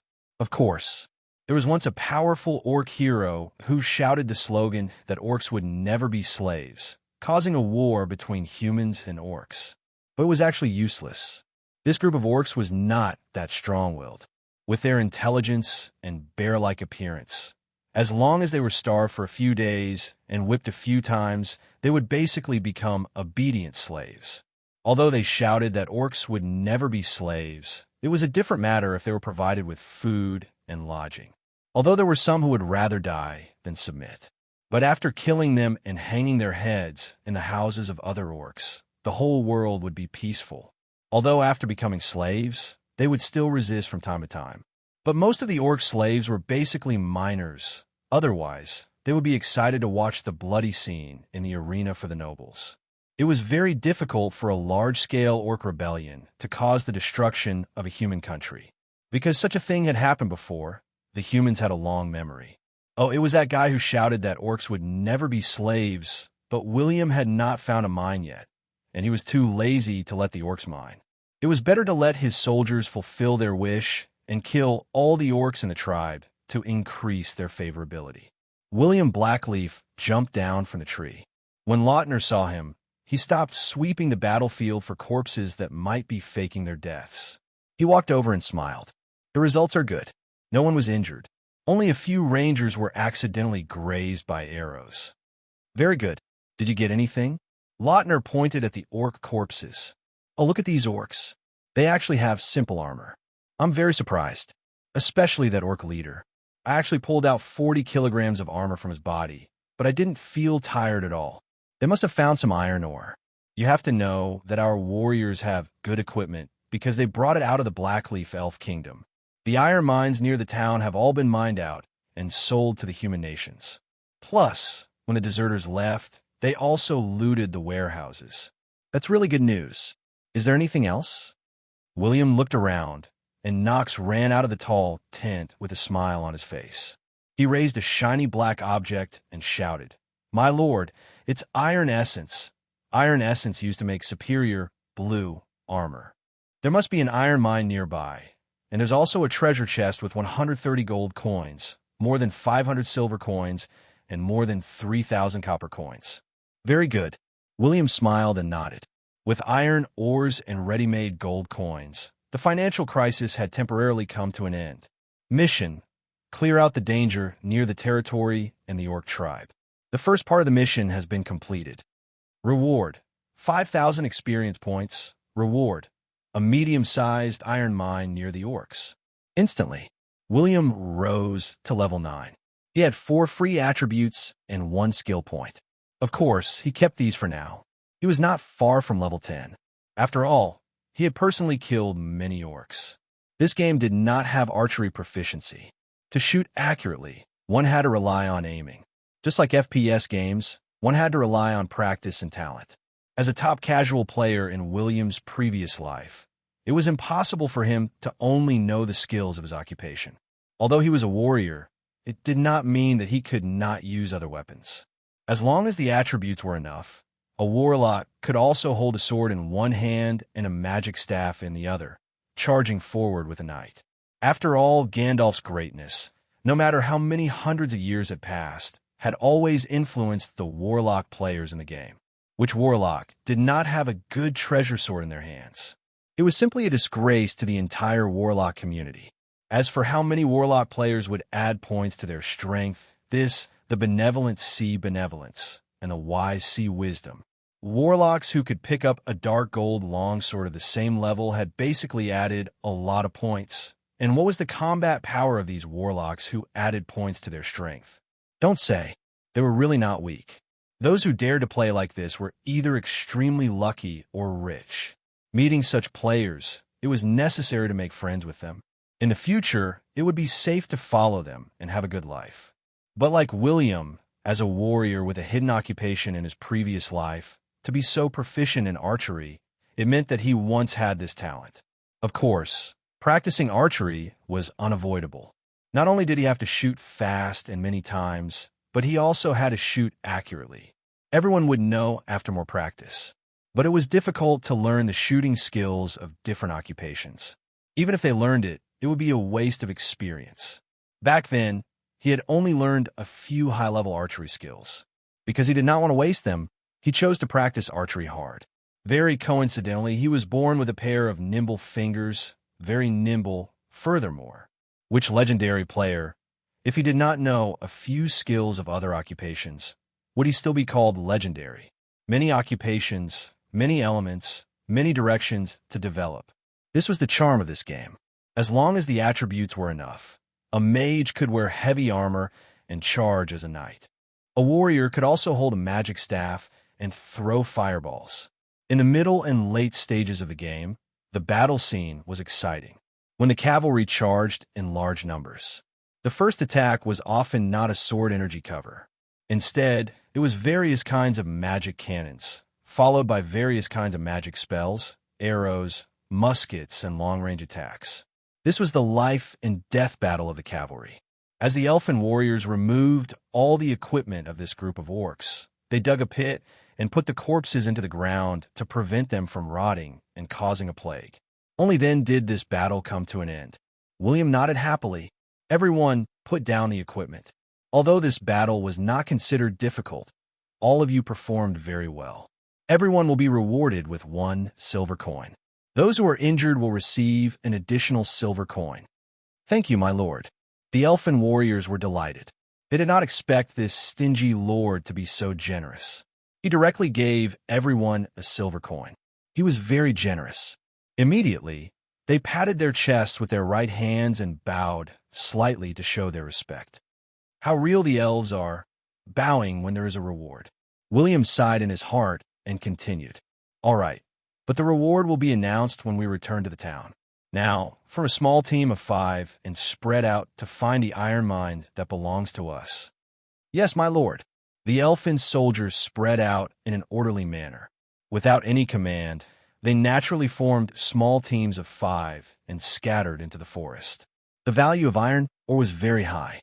Although there were rare veins of mithril, adamantine, purple gold, orichalcum, and all kinds of colorful gemstone veins in this world, iron, copper, and aluminum ores were still the main veins of the gods' continent.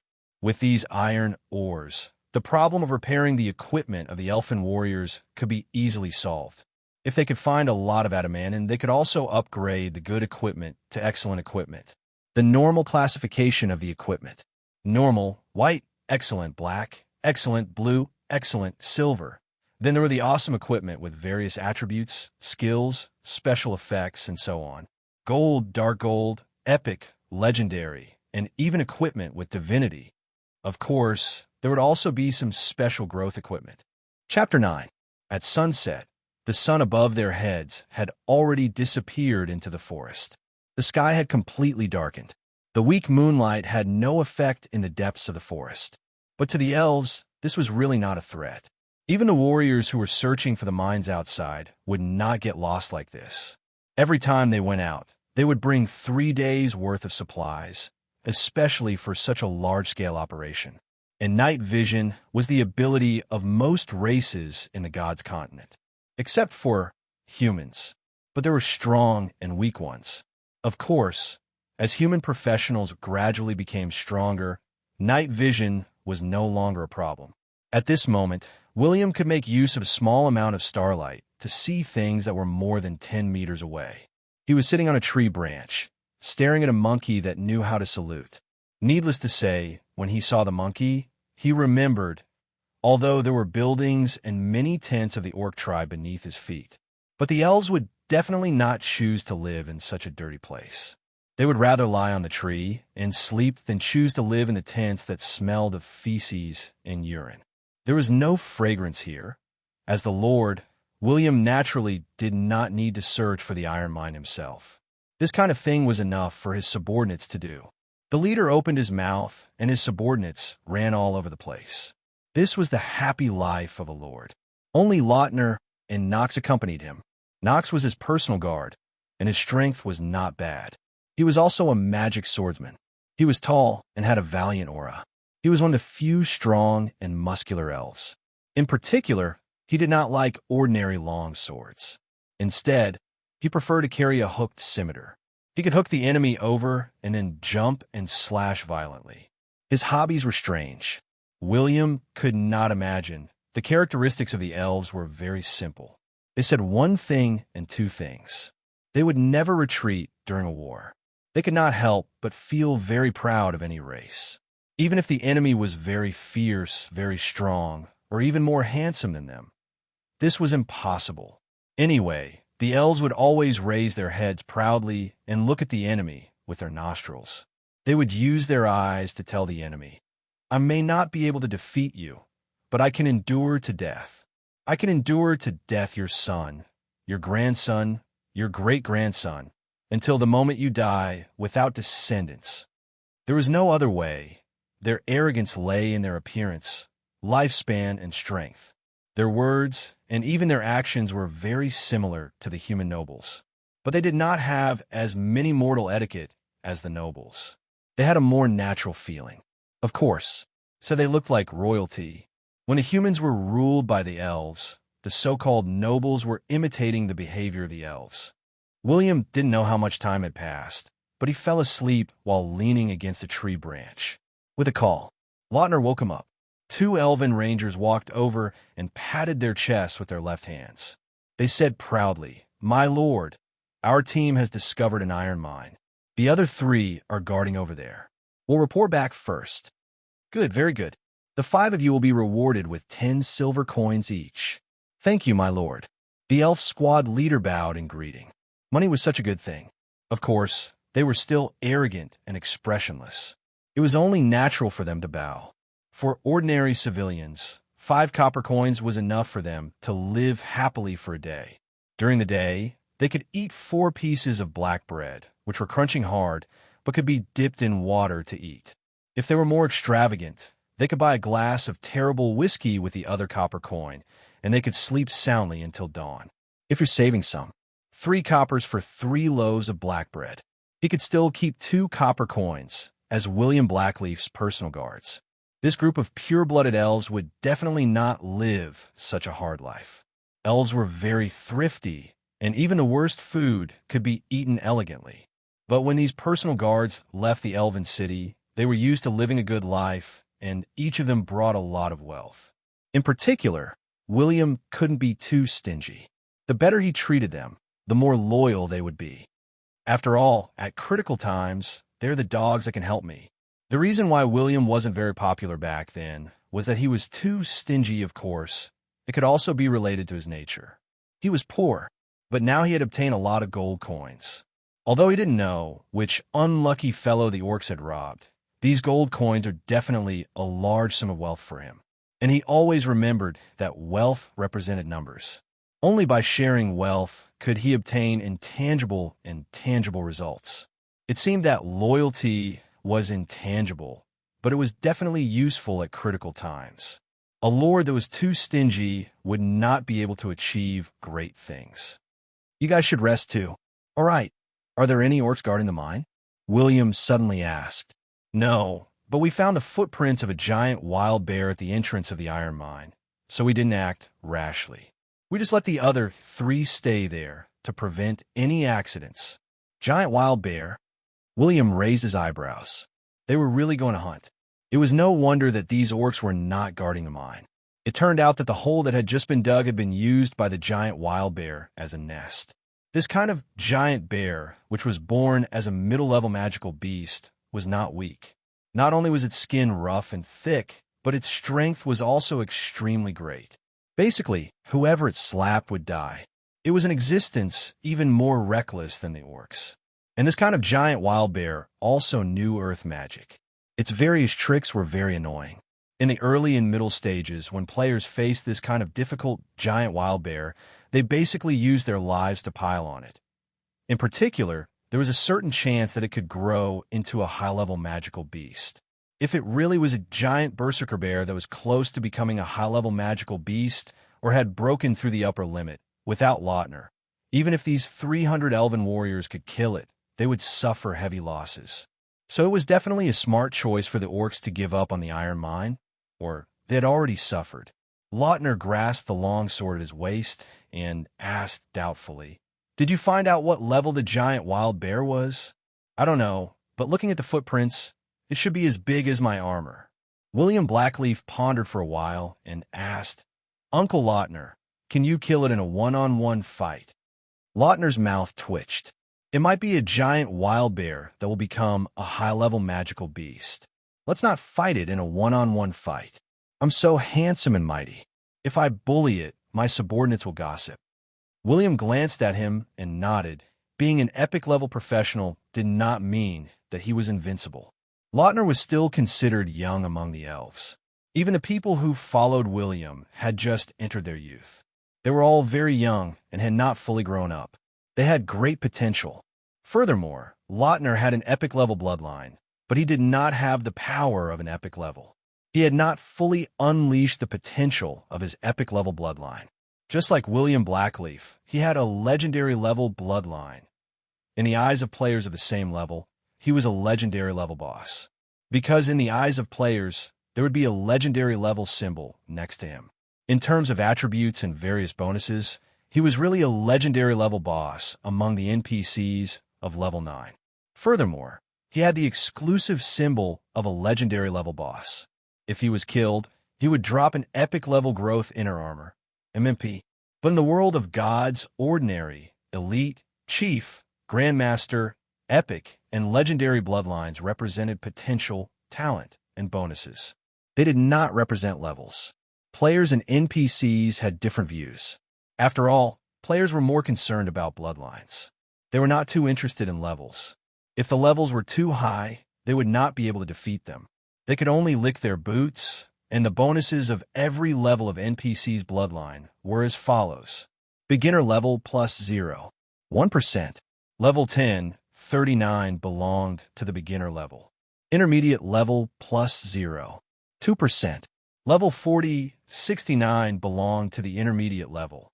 Advanced level plus 0, 3%. Level 70, 99 belonged to the advanced level.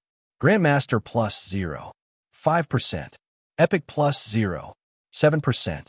Legendary plus 1%.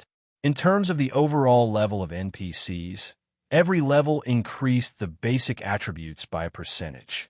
For example, William Blackleaf was now level 9.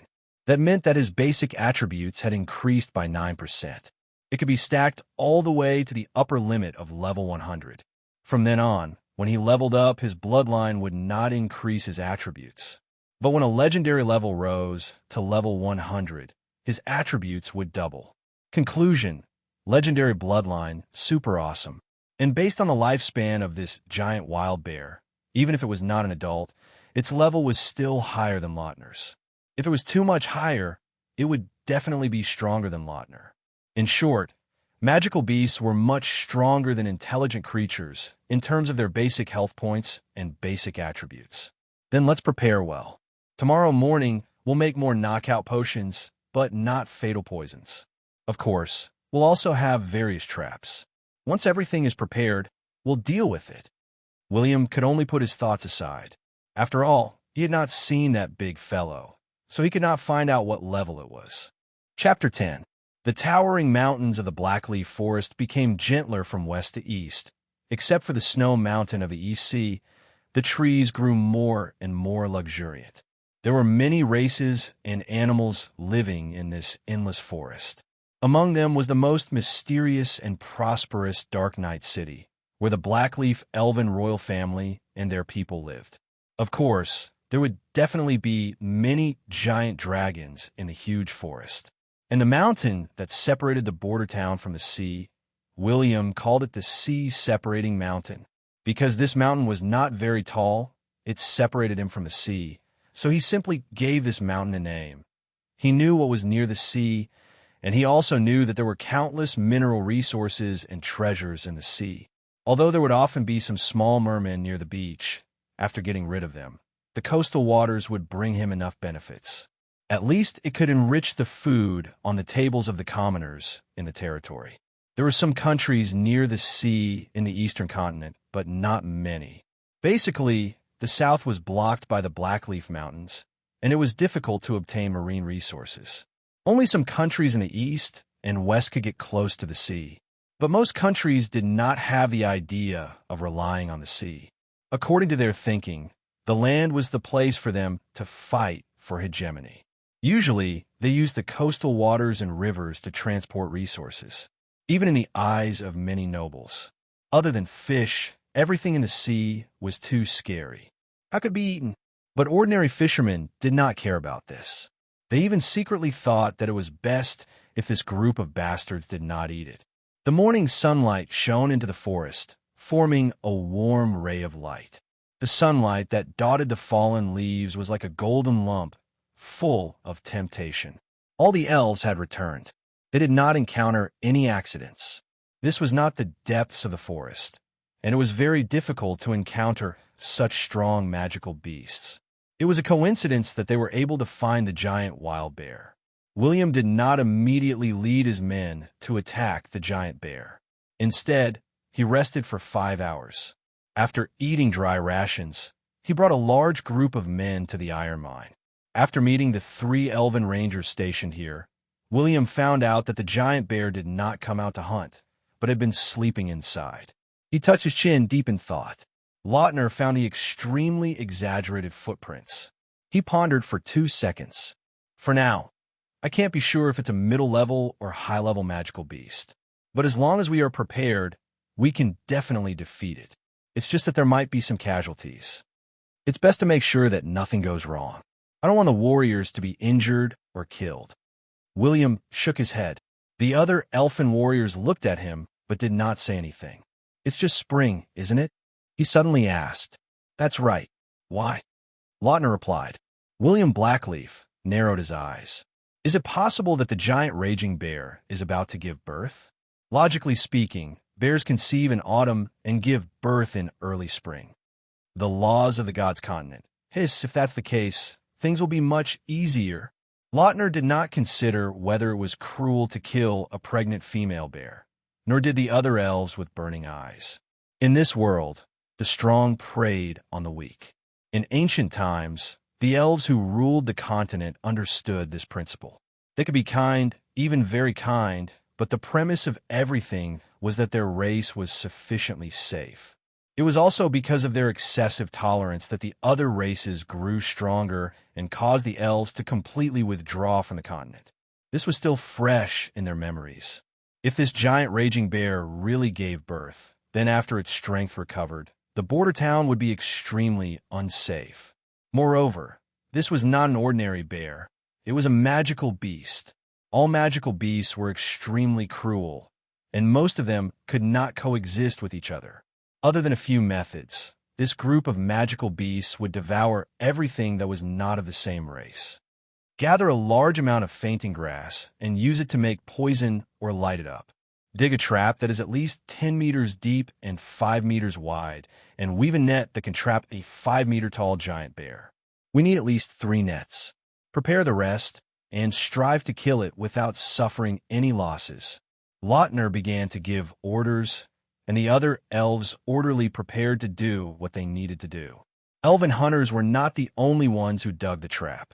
150 elven warriors took over this task, because the elven hunters needed to rearrange the giant nets on the spot.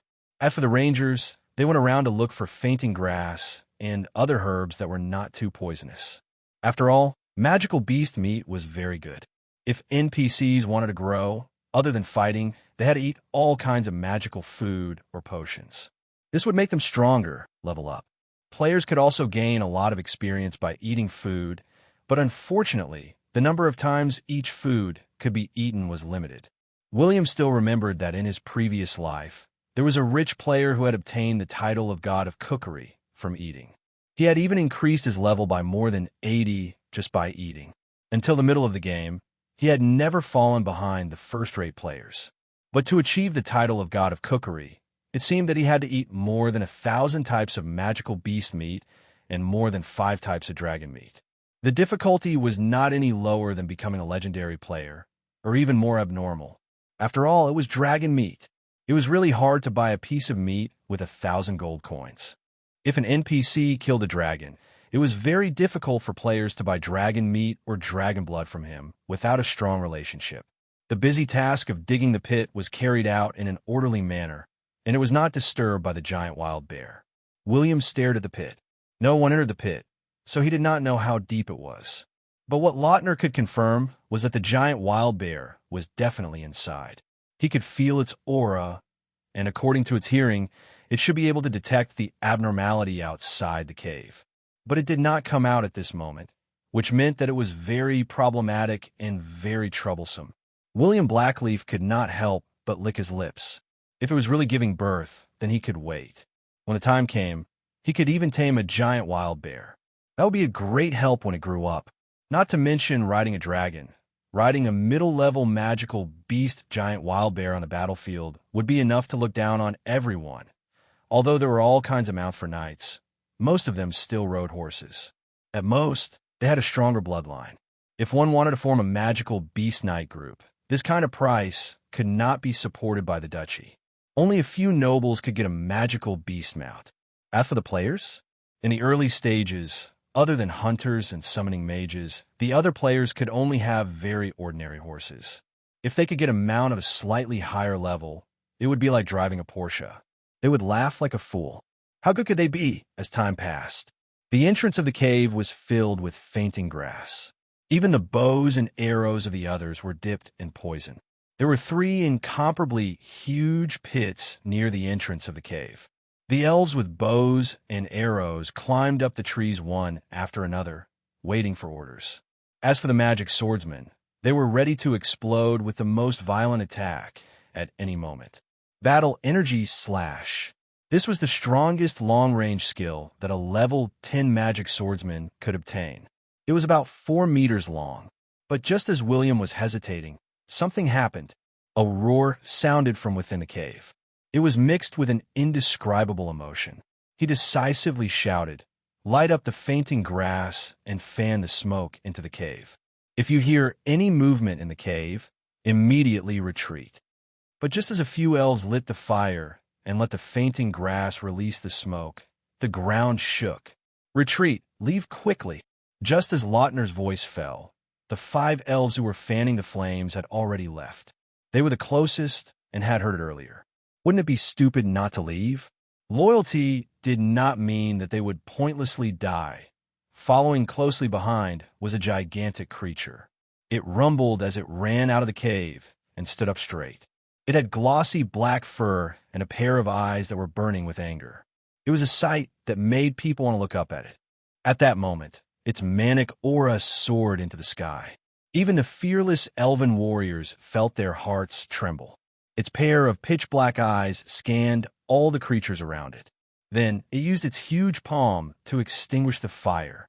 William narrowed his eyes. Shoot! Chapter 11. A dense rain of arrows descended from the sky, bringing with it streams of light. In an instant, the rain of arrows filled with Dochi was about to rain down on the wild bear's body. However, the giant wild bear, which was also filled with magic power, did not show any weakness. With a single roar, dozens of arrows flew out. Only a few arrows with dense combat aura were able to penetrate the wave of air.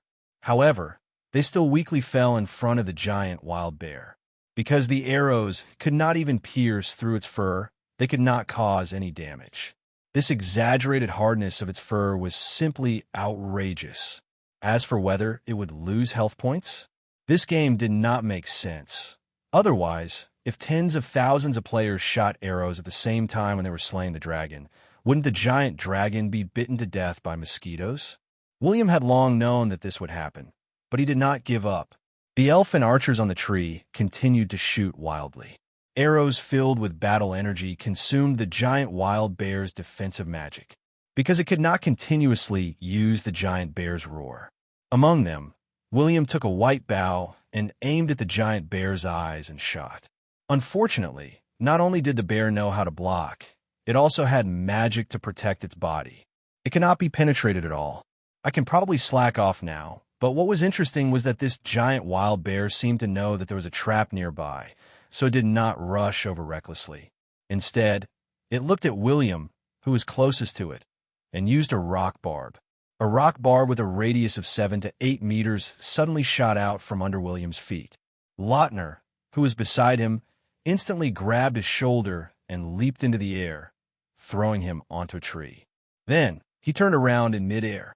He took out the shining golden bow on his back and pulled the bowstring. An arrow flashing with silver light suddenly shot out, and he himself borrowed the force of the arrow to elegantly float backwards. The arrow formed a rotating air current in the air, and the exaggerated sound of thunder pierced people's eardrums. Just this one arrow. A huge burst of blood erupted from the giant wild bear's front paw. It raised its paw to block its head. However, no matter how thick its skin and flesh were and how abundant its magic power was, its strength was still greatly weakened after giving birth. The full blow of an epic NPC had already caused its left front paw to be seriously injured, and it did not dare to move easily. The giant rampage bear glared at Lautner angrily. It was hesitating whether it should rush out and kill this group of damned food. However, when it saw Lautner pull out another arrow, it still ran forward without hesitation. But the moment it completely left the cave entrance, for elven hunters holding the four corners of the giant net dropped down from the top of the cave and instantly covered its head. Just as the other hunters were about to rush over to help, the giant berserker bear once again displayed its ridiculous strength, which is the shake of its body, for hunters were instantly thrown 3 to 5 meters away, crashing heavily into a tree. They coughed up mouthfuls of blood, feeling as if their kidneys were about to be destroyed. "Use fatal shot," William shouted. The elves on the tree pulled their longbows and infused battle energy into their hands and arrows.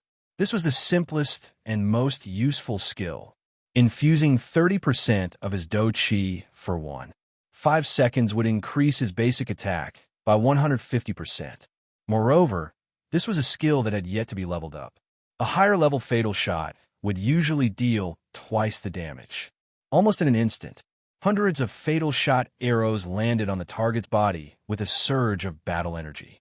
Streaks of blood splattered in midair. The giant berserker bear, who had just torn apart the giant net, received a second heavy injury. But the giant berserker bear, who was covered in arrows, became even angrier. Its whole body surged with magic, and it frantically ran forward. The ground trembled, and it easily condensed huge rock cannonballs, smashing them towards the elves standing on the tree. Fortunately, Lautner had already informed the other elves that as long as they saw the direction it was condensing magic in, they should not continue attacking. They should immediately jump down the tree and run. Hunting the magical beast was important, but the lives of their personal guards were more important.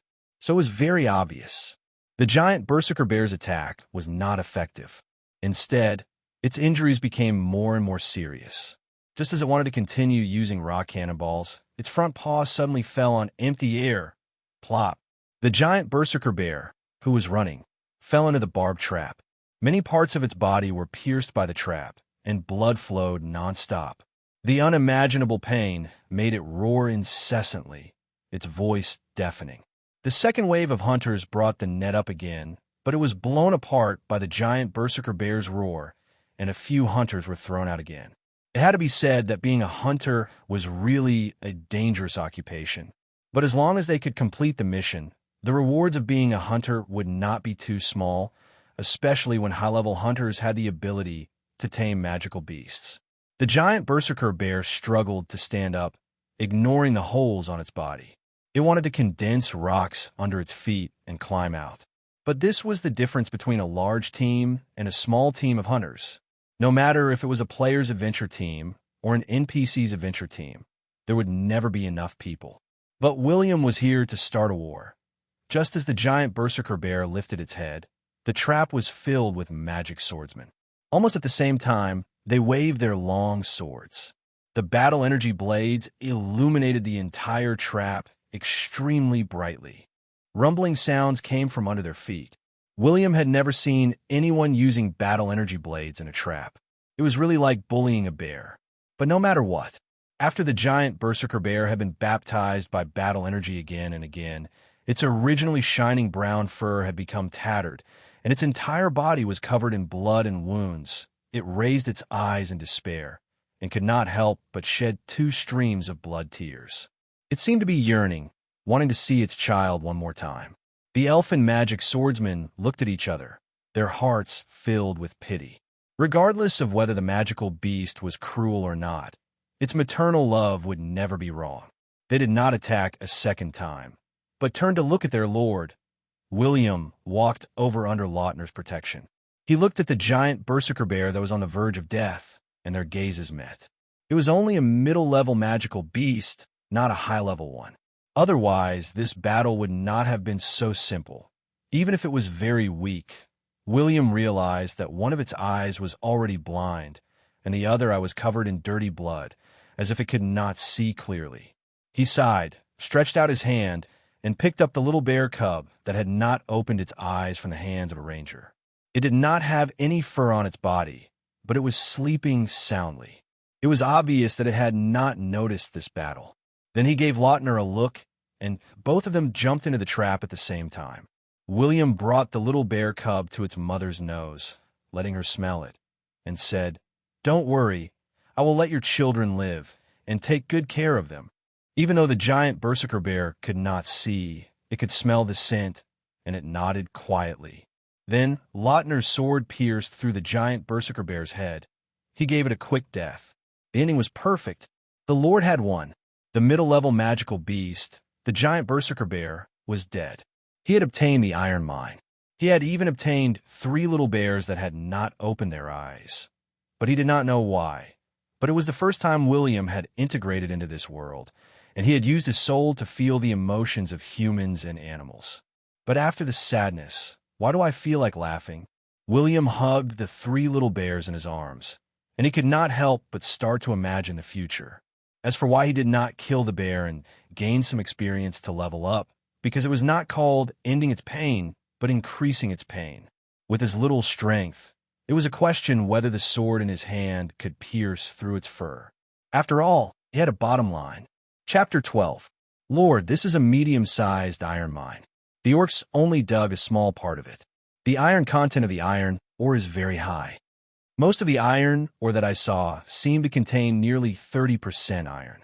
This is already very good for a medium-sized iron mine. An elfin ranger hurriedly ran over, holding some iron ore as he happily narrated. The other warriors who heard the news couldn't help but smile. That was right. A medium-sized iron mine contained at least millions of tons of iron ore and a lot of iron concentrate. Because the mine was large enough, more holes could be dug. As long as there were enough people, they could dig at least 300,000 tons of iron ore every year. If they refined it into iron themselves, it would be much less, but the price would be more expensive. However, if the iron content was high, the selling price would also increase a lot. At this normal digging speed, it could last for at least a few decades if there were no accidents. Although in the eyes of others, this was a game, and iron was not valuable to ordinary players, for an NPC lord like him, it was a very valuable thing. Just by relying on the iron mine, he could earn about 10,000 to 20,000 gold coins a year. 1 gold coin equals 100 silver coins equals 10,000 copper coins. Although the gold coins weren't much, but sustainable production was very important. Moreover, his territory needed a lot of iron. Moreover, he was poor. He could spend tens of thousands of gold coins with a wave of his hand in his previous life, although it would still hurt, but he had too many people to support now. If he wanted to expand the territory and build a larger neutral camp city, even a few 100,000 gold coins wouldn't be enough. A lord and a casual player couldn't be compared. Now that the territory finally has a mine that can make money, go back and choose the people. Immediately start work. Each of you will be rewarded with 5 silver coins. William didn't hesitate. It was just an iron mine. Even if the news was exposed, it was nothing. The 2 neighboring duchies didn't need to send troops to destroy the border town for 10,000 to 20,000 gold coins a year. The border town had been in the neutral camp for so long because of his father. Now it had him, and so many pure-blooded elves of the Blackleaf Forest. As long as he didn't easily participate in the battle between the two duchies or expose the big treasure, the enemy naturally wouldn't easily make a move. After all, no one wanted to offend the elves of the Blackleaf Forest. Although they didn't know the details of William Blackleaf, they could understand that he, who had 500 elfin guards, was very important in the eyes of the Blackleaf elves. "Thank you, Lord." Many elven warriors cheered with joy. Lautner smiled and pointed at the big fellow in the trap, saying, "Then what about this mid-level magical beast? We can't sell its fur. Otherwise, a complete giant berserker bear's fur, not to mention that it's this big, can be sold for at least 1,000 gold coins. If we sell its meat, we can sell it for at least 800 gold coins." William thought for a while and said, "Forget it. This giant wild bear weighs at least 4,000 kilograms, and its flesh is rich in magic. We'll keep it for ourselves. The warriors who came with me will each have 5 kilograms of meat, and the warriors who guard the house will each have 2 kilograms. Thank you, my lord. The glory of the world tree will forever protect you." This time, the words of thanks were completely different. The elfin warriors instantly had a better impression of William. This kind of item that could increase one's strength was very difficult to obtain. 5 gene of magical beast meat was equivalent to 10 silver coins. However, in reality, it was very difficult to buy precious magical beast meat for 50 silver coins. This kind of reward was very generous to any lord. Moreover, they were not injured at all. Even the soldiers who were left behind to guard the place were not left behind. This definitely showed that the current lord had really changed. At least his character was not bad. However, William still kept the big head. Of course, he did not want to eat as much as he wanted. No matter how delicious a mid-level magical beast was, he would get tired of eating it. As a combination of NPCs and players, although he did not have the upper limit of the number of times he could eat meat, the bear meat that he kept could be used as a reward in the future. To professionals, using this kind of thing as a reward was much more valuable than gold coins. It was also much more cost-effective. After all, William had missions to level up, while other NPCs could only rely on eating, fighting, training, and other methods to improve their strength. "My lord, is this little fellow hungry?" Norton was now carrying 3 small bears in his arms. There was only a thin layer of white fur on his body. He could only take off his underwear and wrap it in, afraid that it would accidentally catch a cold and fall sick. If that happened, his sin was unimaginable. "Let's go back immediately. Leave a team of 10 rangers here to monitor and see if anyone else has discovered this mine. When we go back, we will immediately send miners and troops to replace them." William carried one of them. It seemed that it was really hungry and had to go back immediately to get some milk to feed it. Just as he finished speaking, William Blackleaf hurriedly brought his men and horses back. The iron mine was about 7 to 8 miles away from the border town. The distance was not considered close, but it was not considered far either. The main reason was that the mountain road was difficult to walk. If they wanted to empty this iron mine, they had to build a road. Otherwise, they would not be able to transport the iron ore. On the way, when William thought of this, he could not help but have a headache. Cutting trees required money, and so did building a road. However, there were many weirdos and poor people in the border town. As long as there was money, this group of people would do anything. There was no choice. Neutral camp. There were too few good people. Those who could survive here were basically thugs. They either had a blood feud or had wanted posters on their faces. They did not dare to appear in the light camp, so they could only mix in the neutral camp.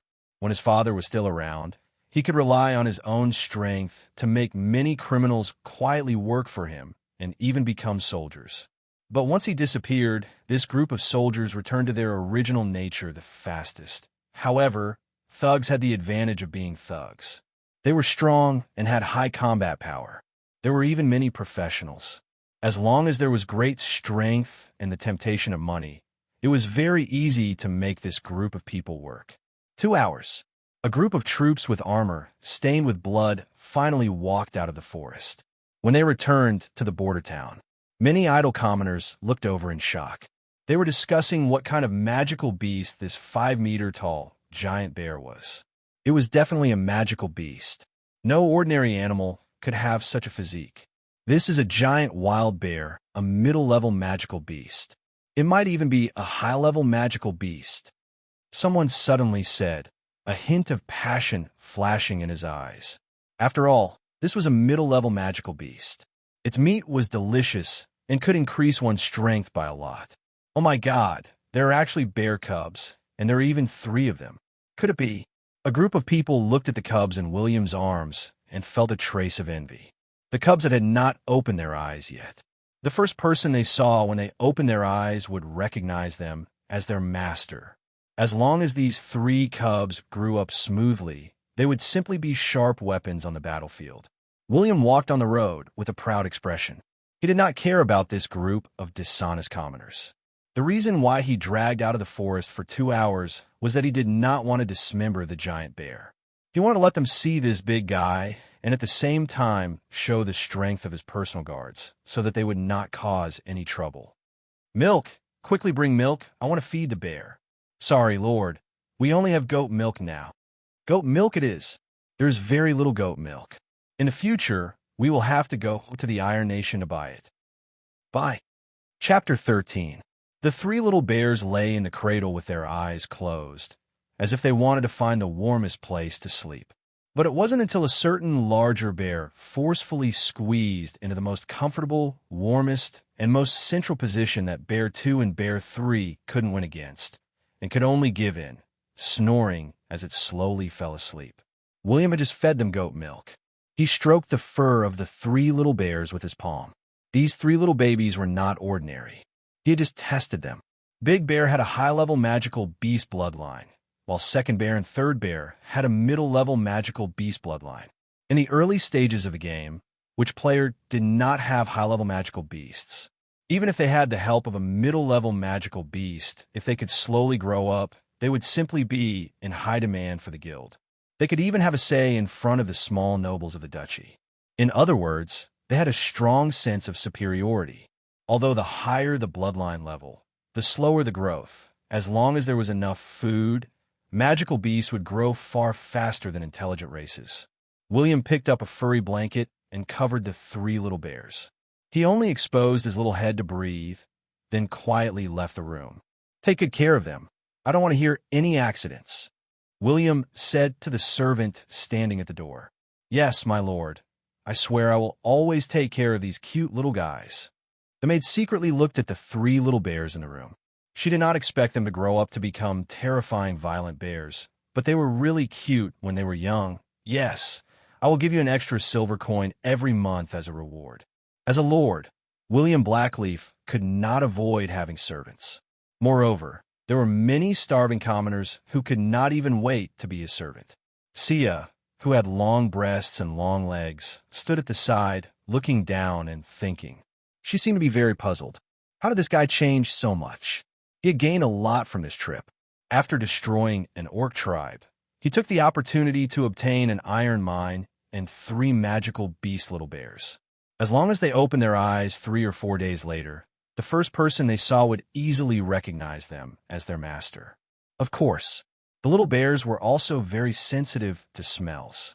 What the servants needed to pay attention to was to not let any accidents happen to the little bears and clean up their feces. As for the rest, whether it was feeding or cleaning, William basically had to do it himself. Sia, do you like those little bears? William walked to her side and asked. Of course I do. What a cute little guy. Sia answered abruptly. How about I give you one? Really? No, forget it. I can't afford to rear a rampage bear. Sia shook her head hurriedly. She had invested most of her income into magical materials. How could she afford to rear a magical beast? William Blackleaf smiled and said, even if you can't afford to raise them, you can come take a look. Bear-type magical beasts won't easily attack familiar scents. Furthermore, I can command them. Can I come here every day? What if they accidentally open their eyes and see me? Seattle asked with her eyes wide open. It's okay, I'll help you raise it, William said generously. Then, thank you, sir. Sia did not know what to say and hurriedly left. William watched as Sia ran away and rubbed his hands. She's a mage with an epic bloodline.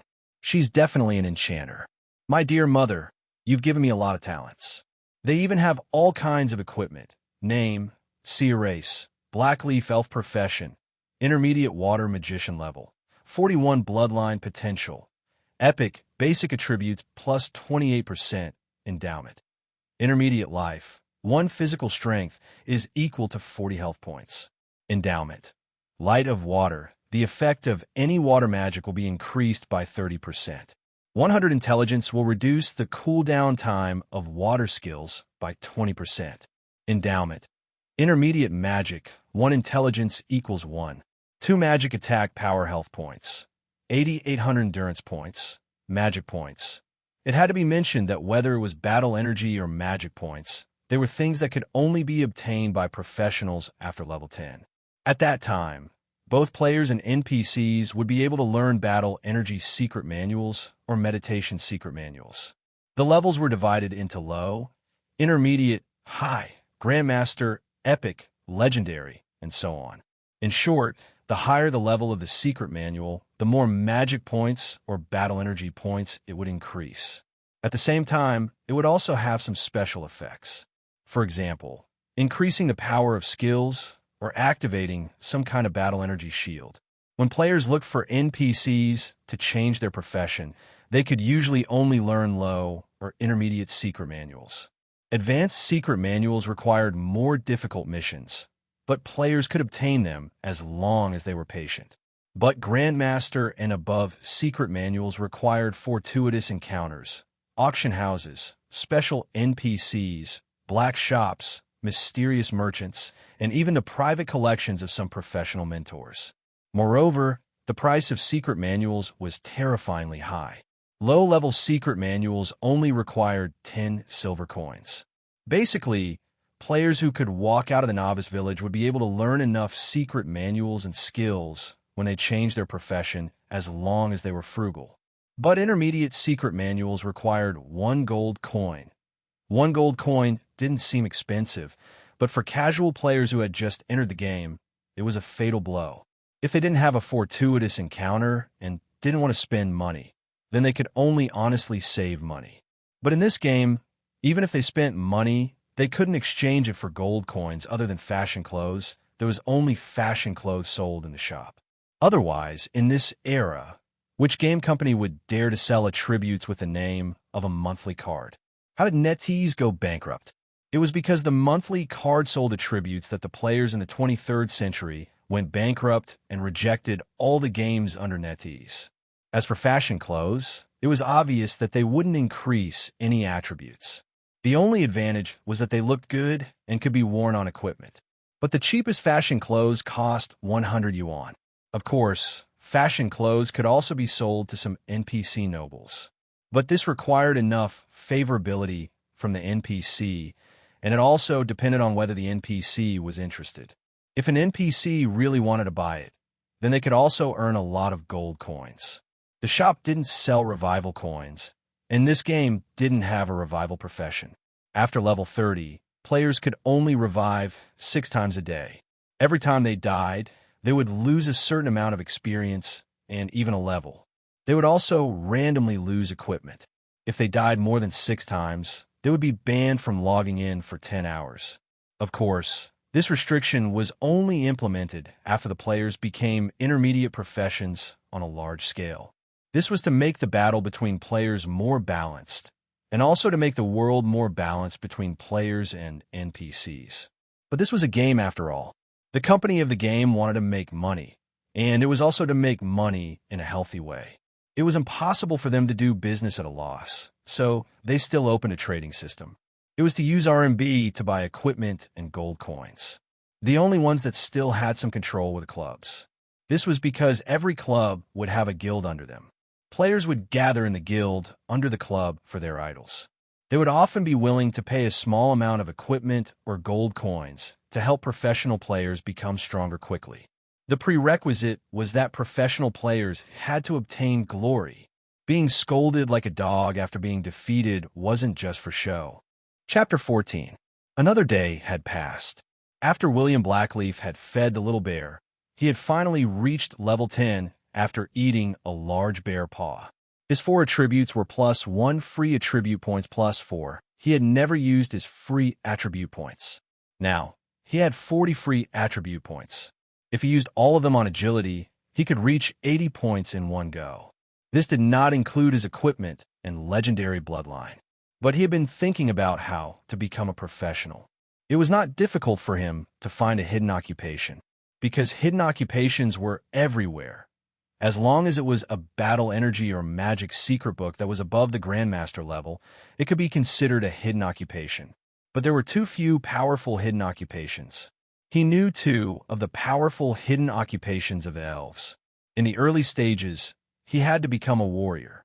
When his attributes were awakened at level 30, he could go to the main city of the Lion Kingdom and find the hidden legendary elf. He had to drink wine and pretend to have met her by chance. He had to get drunk. At the same time, he had to show that he liked to gamble, scold people, fight if he was unhappy, and other annoying hobbies. He had to let this legendary elf see it so that he would have a good impression of him. Then, he would give a series of demanding tasks. If he could complete them, he would basically be able to become a professional. Magic Sword Sage. This hidden occupation was very violent, but the experience gained from leveling up was doubled. The second was to become a ranger. He would head to the Blackleaf Forest to find a small gathering place for elves. After a series of annoying requirements, he could become a night ranger. This hidden occupation was not the only one. The prerequisite was that his level could not be higher than level 50. The various technical requirements were very abnormal.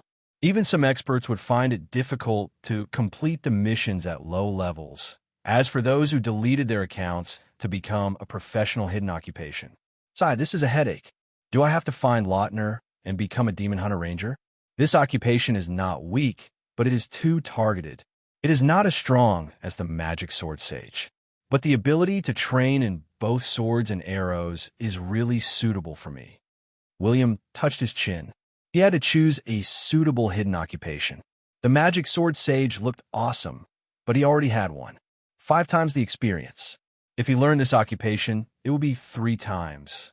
This kind of leveling speed would be a nightmare. Forget it. I'll go and become a Demon Hunter Ranger. As long as I have enough talents, hidden occupations are nothing. William did not think about the hidden occupation. As a legendary boss with memories from his previous life, he had unparalleled confidence. 10 minutes later, William found Lautner, who was practicing his martial arts at home. Training was unavoidable. Regardless of whether it was the epic-ranked Lautner or the elven warriors, their daily lives were all about honing their martial arts skills or gorging themselves. The residents of the border town had already mobilized more than 500 people to repair roads and dig mines. They had to pay at least 50 silver coins a day. Among them, more than 100 warriors were guarding them. The rest of the warriors were guarding, patrolling, or training in the town. My lord, why are you? Hey, you can finally practice battle energy or magic. If Her Royal Highness knew about this, she would definitely be very pleased. Lautner sighed as he looked into the void. There seemed to be a trace of longing and helplessness in his eyes. His emotions were in a mess. William felt a headache coming on. He felt that there must be something fishy about this guy taking care of him so well. As expected, MMP, he seemed to have a crush on his mother. Unfortunately, the one protecting the princess was a knight, while the one marrying the princess was a prince. Of course, his father was not a prince, but he was still a legend. Uncle Lautner. You could just call me William. I've said it many times. No, I'm your subordinate. I can't change the way I address you. Lautner continued. Did you come to me to learn battle energy? Yes. I also want to become a famous devil hunter ranger. Lautner looked at the starlight in William's eyes and could not help but feel a little proud. Then he patted his shoulder and said, forget about being a devil hunter ranger. There's a better occupation for you. Why? William was a little confused. Lautner seemed to see that he was a little confused. He took out a beautiful scroll and handed it to him. This is the occupation your mother chose for you. It's very suitable for you. William was a little surprised. There was an unexpected gain. He took the scroll, and his eyes flashed with a bright light. Watchman of Dawn. Hidden occupation. The exclusive occupation of the royal family of the Blackleaf Forest. It was a fighting occupation that leaned towards ranger warriors. William suddenly realized that he seemed to have made a mistake. He was clearly an NPC, but he had to follow the thinking of a player to change his occupation. Wasn't there water in his brain? He had forgotten that he had half of the Blackleaf royal blood. His mother would definitely not forget something as important as changing his occupation. Occupation inheritance scroll, Watchman of Dawn level, legendary usage requirement, Blackleaf elf royal bloodline. Usage requirement, bloodline potential must not be lower than epic level. The requirements are not bad. After all, the elves' bloodline potential is very abnormal. There are a lot of legendary ones and epic ones. It's just that without the royal blood of the elves, it's very difficult to learn this top hidden occupation. William did not hesitate and directly tore open the inheritance scroll. The scroll turned into stars and slowly covered his whole body. Finally, it integrated into his body. A piercing pain appeared. William could not help but twitch his mouth. After becoming an NPC, all kinds of pain were 100%. There was no way to weaken or adjust it, but it was still okay. After a few breaths, the inheritance was over. But his attribute panel had undergone a huge change. The first benefit was that all attributes and charm increased by 10. The second benefit was that after level 10, all attributes would increase by 1 and charm would increase by 1 for every increase in level. The original plus 4 free attribute points will become plus 6.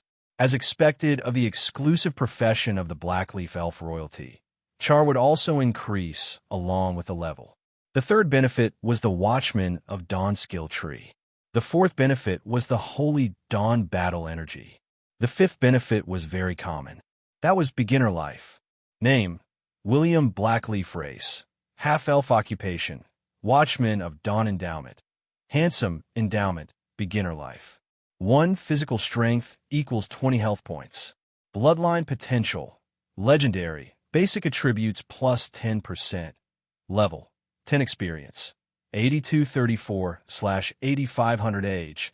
16 health, 740, plus 300 plus 200 endurance. 440, plus 100 plus 100. Basic attributes were as follows.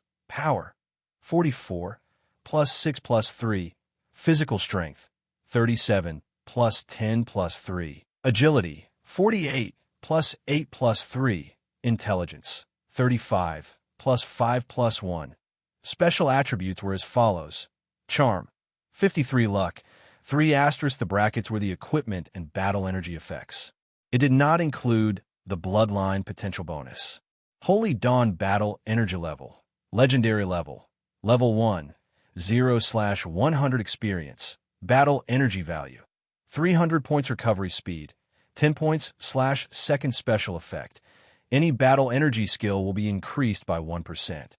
Special effect, power plus 3, physical strength plus 3, agility plus 3, intelligence plus 1 special effect, health plus 200 special effect, endurance plus 100 battle energy protection. The surface of the body can produce a battle energy shield equal to the battle energy value. It consumes 30 battle energy value per second. The basic defense is 100. If the attack power exceeds the upper limit of the defense, the battle energy value can be consumed. If the attack power exceeds the defense by 2 times, the shield can be directly shattered. After the shield disappears, it can be activated again after 5 seconds. Light of Dawn. On a certain battle energy skill, it can add 50% of the battle energy value and increase the attack power by 200%. The cooldown is 30 minutes. Every 5 levels, the attributes, special effects, battle energy value, skills, etc. The attributes added by the battle energy have the bloodline bonus effect. Watchman of Dawn skill tree 3 had been activated. Blessing of the Elf God, passive, level. Level 1, 0/100 experience, skill attribute. Long-range physical attack power increased by 10%. Cooldown, none consumption, none, fatal shot level. Level 1 skill attributes. Can shoot 3 arrows in a row. If all arrows hit the enemy, The first arrow will cause X 120% of strength damage. The second arrow will cause X 140% of strength damage. And the third arrow will cause X 160% of strength damage. There is a certain chance of causing bleeding. Cooldown, 10 seconds. Consumption, 100 battle energy value, battle energy cut level. Level 1, 0/100 experience, skill attribute. Swing a sword forward. If it hits the enemy, it can cause X 140% damage. There is a certain chance of causing bleeding. Cooldown, 3 seconds consumption, 30 battle energy value. Chapter 15. The Watchman of Dawn was also a swordsman. Not only were his skills dazzling, but they were also very powerful.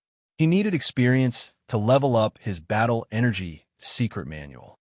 He also needed experience to level up his skills. Especially the legendary battle energy secret manual, the experience needed was too much. It was almost the same as the experience he needed to level up. William had just changed his occupation and did not have much experience left. Even if he could gain experience from eating bear meat, he could not eat too much now. After all, if he ate too much meat, not only would it be greasy, it would also be easy to choke to death. Moreover, as a lord, he had to learn to enjoy life. How could he be compared to the players? Completing the mission was the most important. It was too cruel for him to rely on eating to level up. But he would not be tired of eating dragon meat for a lifetime. Fortunately, he had enough experience to level up his skills. He leveled up his 3 skills by 2 levels each. As a lord, he had to know how to be fair. Cough, cough. The main thing was that he did not have enough battle energy. If he really stacked a skill to the maximum level, he would not be able to release a skill. It would be very embarrassing when he faced the enemy.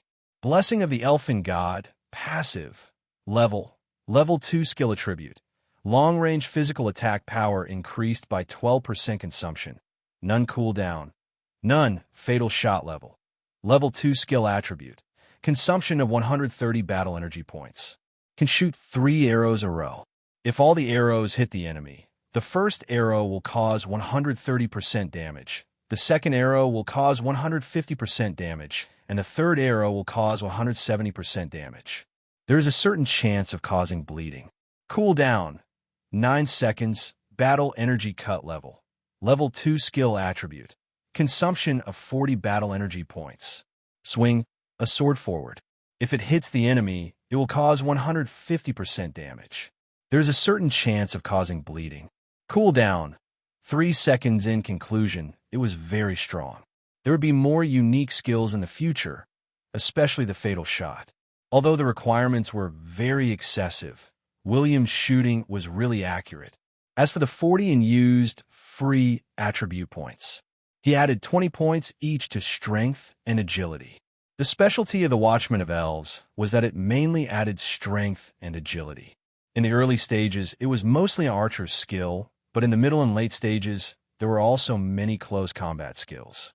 As for intelligence and physical strength, meat is one of the necessary talents of a legendary boss. Even in my occupation, I can't be too meat, but no matter what, I'm much stronger than an ordinary NPC. As for intelligence, those who practice both magic and martial arts are different. They should be killed. In the blink of an eye, William forgot about the idea of changing his occupation to become a magic martial sword sage. Looking at his own attributes, he couldn't help but praise himself. Lautner patted him on the shoulder and said, "It seems that you are already a mature elf and have already inherited this profession. However, just having a body full of power and not being able to hit people is still not enough. You need to practice more." Understood. William nodded. Regardless of whether it was a player or an NPC, it was not always good to have more skills. Not to mention the problem of not having enough experience. The key was still to rely on one's own strength, combining one's techniques, skills, positioning, environment, and other factors to deal consistent damage. It was even more important to ensure that the opponent would be continuously hit and unable to counterattack. This was the most important thing. There was no skill lock in this game. All skills relied on accuracy and awareness to hit the opponent. Therefore, skills were not the most important. The prerequisite was that you could hit the opponent's weak point. Even a very ordinary skill could cause a lot of damage. "My lord," an elven ranger hurriedly ran in. "Speak." William raised his eyebrows. If there was a war or a territory crisis, no one needed to knock on the door. The elven ranger panted and said, "After the exploration of the scout team, we found another small orc tribe. It is 30 miles southeast of the border town. They are hiding in a cave. The location is very hidden, but we still found them. They have prepared a lot of weapons and equipment. It seems that they are planning to start a war. How many are there?" Lautner asked. "Currently, we have found 500 people. However, after careful observation, these 500 people are mostly orc warriors. There are also many orc berserkers. They came prepared. It seems that they're taking revenge for that group of orcs. Or did someone escape from the orc tribe that was annihilated and told them about the iron mine?" William touched his chin and waved his hand. "Gather 5 mages and 200 warriors to prepare for battle. Inform the warriors guarding the mine to be careful. If they discover that the orcs are attacking the mine, retreat immediately. There's no need to fight with them." "Yes, my lord." There are many orc tribes in the east of the Blackleaf Forest. If they want to come over continuously, it will be a little troublesome. William was a little depressed. Could it be that the giant dragon in the eastern mountains had started to lose its temper again, causing this group of orc tribes to start to migrate to the periphery? The Blackleaf Forest covered a large area. From east to west, it stretched for tens of thousands of kilometers. Other than humans, many races on this continent had a gathering place in the Blackleaf Forest. Among them, the forests in the central and western regions were all controlled by the Blackleaf Elves. Their sphere of influence covered more than half of the forest. It was also the best location in the Blackleaf Forest. There were many mines in the territory and all kinds of rare animals and plants. Of course, there were also many friendly races. Most of them were protected by the elves or formed an alliance with each other. However, there were also many races in the Dark Camp in the Blackleaf Forest. However, there were very few demons. They generally liked to build cities in the wilderness without green plants to oppose the humans. As for the orcs, they could live anywhere. Their reproduction numbers had always been high. They were spread across the entire continent. Like ants, they came to a place and built a nest. It was impossible to completely eradicate them. In order to survive, they would even take the initiative to seek refuge with a giant dragon. That was to say, they would desperately hunt all day to feed a giant dragon who only ate and slept all day. Thus, they could live in fear in the giant dragon's territory. There was no other way. In terms of overall strength, as long as it was not a medium-sized orc gathering place or above, their strength was generally very weak. It was very difficult to give birth to orcs with good bloodline potential. Of course, if the giant dragon was in a bad mood, it would also eat a few orcs. As for whether the orcs would resist, this would depend on how the orc leader viewed this matter. And the strength of the giant dragon was divided as follows. As long as it was a giant dragon with pure bloodline, no matter if it was a 5-color dragon, a metal dragon, or a gemstone dragon, the bloodline potential was basically above the epic level. Except for some young dragons that were born to cheat their mothers, for example. Dragons that could not call out their real names after being born, or dragons that did not know dragon language magic.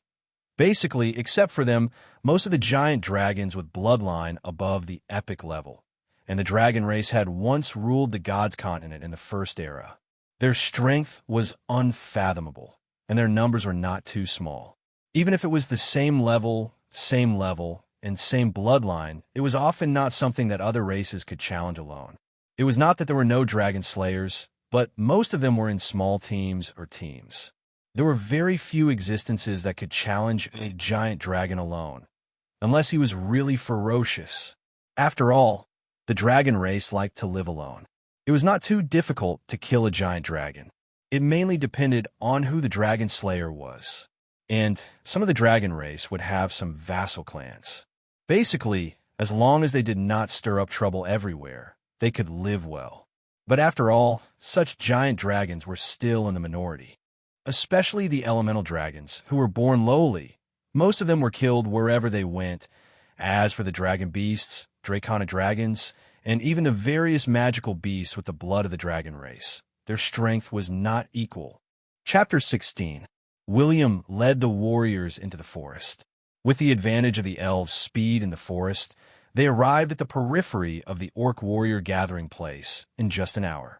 A few elfin rangers walked over carefully and reported the situation.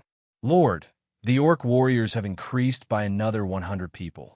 They are also transporting various weapons and equipment.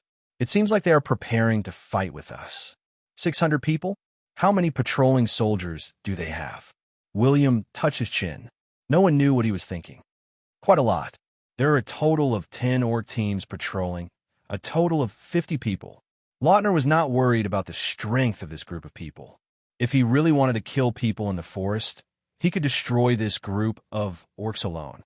The prerequisite was that they did not run. Otherwise, it would be very troublesome and waste some time. And William had the same idea. Mission: danger near the territory, second stage. The situation is very obvious. There's a large orc tribe that intends to compete with you for this iron mine. They also want to completely destroy your town. Get rid of them or get rid of them personally. Mission completion: 0%, 100%. Reward: 10,000, 50,000 experience. Reward: unknown. Reward: subordinates' loyalty and affection level. William narrowed his eyes. The second stage of the mission. As expected, the rewards of the Lord's mission started to affect the loyalty of the warriors under him. According to the description of the mission, he could send troops to destroy them or use his own abilities to kill them. This was a very difficult thing for many lords, especially when it was a level 10 lord. But don't forget, he was a legend. Even the weakest legend boss was a legend. William turned his gaze to an elfin ranger captain. "Lend me your bow and weapon." "Yes, Lord." The elfin ranger captain was puzzled, but he was not afraid that the Lord would covet his equipment. The elfin ranger captain with bloodline potential was level 33. His equipment was not bad. A blue quality longbow. Attack power 130 to 180 points. A blue quality one-handed sword. Attack power 120 to 160 points. As for the increase in attributes, it was not worth mentioning. As long as it was a beginner's equipment and the attributes were up to standard, he could wear it. After all, legend bosses had high attributes and high health. That was how capricious they were. The weapons and equipment in the game gods did not have a level limit. There were only requirements for level and attributes. If other professionals could pick it up, they could use it. If you wanted, mages could also wear heavy armor, but some special effects might not be used. William, as a lord, you could just shoot arrows from the side. There's no need for you to personally enter the battlefield. Lautner was slightly worried. However, other than the epic inner armor, the legendary boss, whose equipment was extremely low, shook his head. "No, the Lord should take the lead. Nox, take the others and surround the gathering point. I'll deal with them myself. Don't let anyone escape." "My lord, just leave these beastmen to us." The other elven warriors refused. After all, this was a matter of life and death. Although they could see that their lord had successfully cultivated his doqi, he was still young. This kind of behavior was still very inappropriate. They wanted to return to the elven kingdom, but their hearts would not allow them to cheat their lord. "Obey my orders. With Uncle Lautner protecting me, all you need to do is surround these guys." William looked at Lautner. Lautner could only nod helplessly. "All right, if there's an enemy that can truly threaten you, the bow and arrows in my hands are not to be trifled with. As long as I can eat meat, that's not a problem. But help me bring more arrows. If you see that I don't have any bows, throw me the quiver." The corners of William's mouth curled up slightly as he walked nimbly towards the gathering place of the orcs. At the same time, the 5 elven mages looked at each other and cast various buffs on him. Qingling, Mind Spell, Enhanced Strength. Most buffs could only last for about 10 minutes.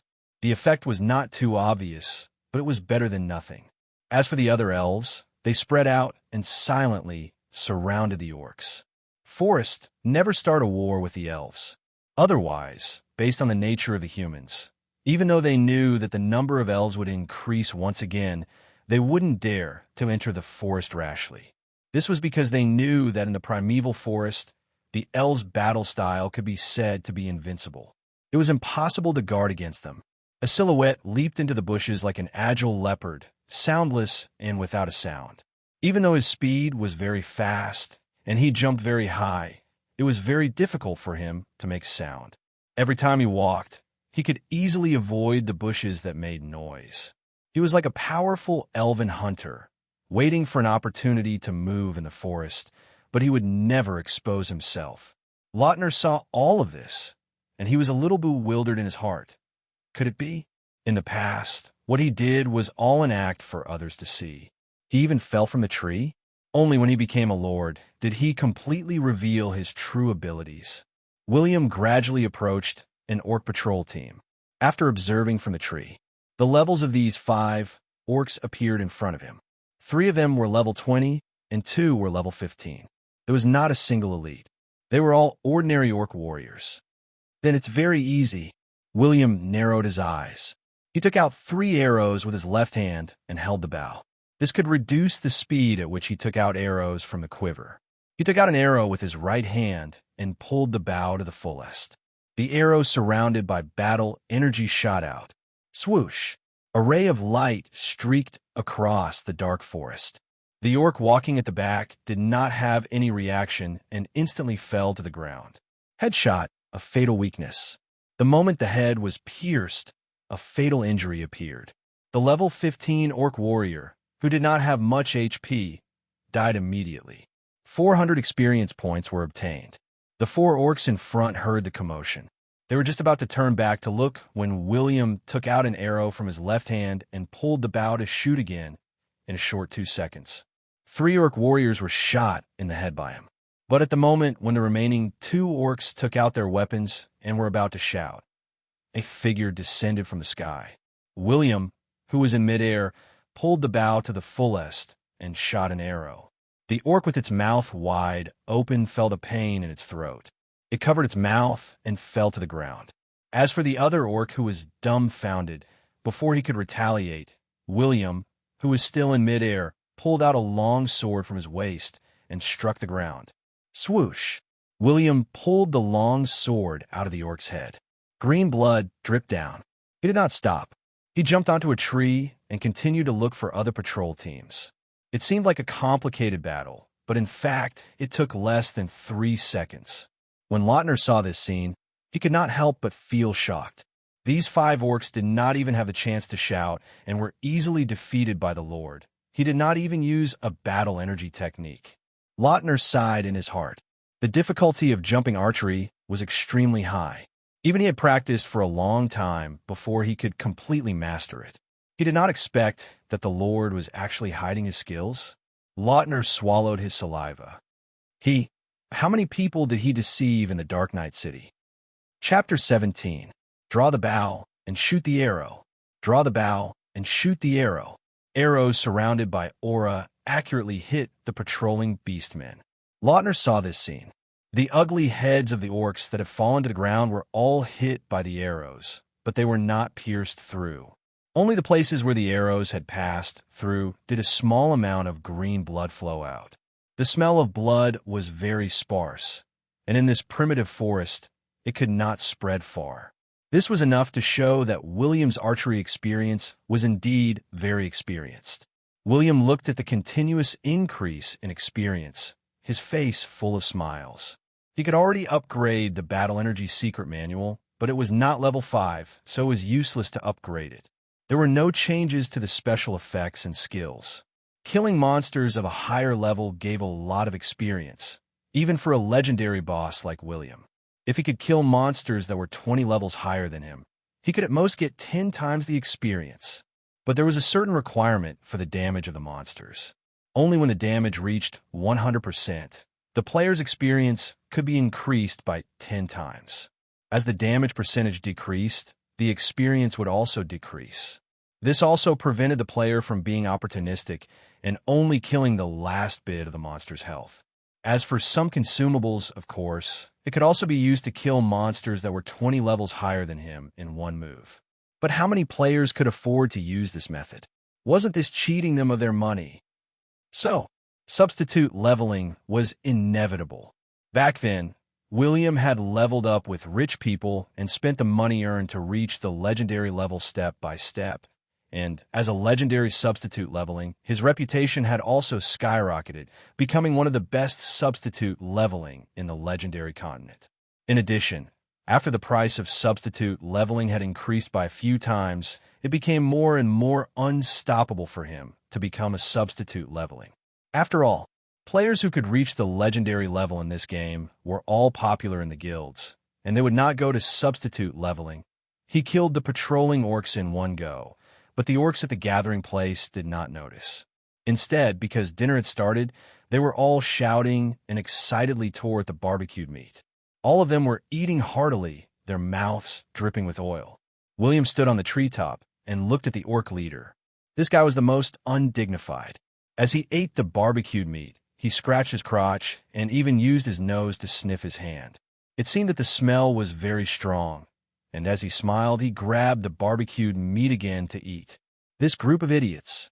William raised his eyebrows. They were eating now, so there was no way to sneak an attack. Moreover, after dinner, the beastmen would replace the patrolling beastmen. At that time, they would definitely discover the enemy invasion. Then, I can only use the pirated exploding arrows. Suhao glanced at the orc settlement. There were a total of 8 large bonfires. As long as a dochi arrow was shot into it, the sudden contact between the dochi and the flame would produce friction. After the friction, the dochi and the flame would produce a chemical reaction. Cough. In any case, it could cause an explosion. There was no need to ask why. Anyway, this was how the game was designed. It was one of the rules of the God's continent. Oh, there's no oil sac. Otherwise, the flames on your bodies would burn even more fiercely. William sighed. They could hang something on the arrows. For example, poison sacs, oil sacs, and even various elemental crystals. As long as one could learn exploding arrow and equip these items, a single shot would be able to produce a pretty good area of effect. Otherwise, when one reached the intermediate level, one would be able to obtain a similar attribute aura. For the orcs, the flame exploding arrow was their nemesis. Although they had rough skin and thick flesh, and each of them looked like a bear, except for their heads, that basically had a whole body of black hair. After taking off their armor, each of them was a muscular tyrant covered in chest hair. William Blackleaf took a deep breath and drew his bow to the limit. The battle energy arrow suddenly shot out. Swoosh! Boom! A large bonfire suddenly exploded. The moment the flames spread, it immediately turned the nearest dozen orcs into flaming orcs. They bared their fangs and brandished their claws. It was a very spectacular sight. As for the other burning charcoal, with the power of the explosion, it immediately hit the bodies of dozens of orcs. The orcs with the most hair on their bodies instantly wailed. All of them wanted to pluck out all their hair. After all, the hairy orcs represented strong physiques. They also sat at the front when eating, but the more hair they had, the more afraid they were of fire. William did not stop. The speed at which he drew his bow had reached the limit. Arrows shot crazily into the bonfire. In a short span of 3 seconds, 8 huge bonfires exploded one after another. The loud noise did not travel far in the forest, but also caused many wild beasts to roar. All kinds of birds were startled and fled in all directions. Ugly elf, I see you. I want to eat your thigh meat. Ah. The orc leader was a berserker. He was not tall, but he was also very smart. So he dodged at the first moment, and there were no injuries on his body.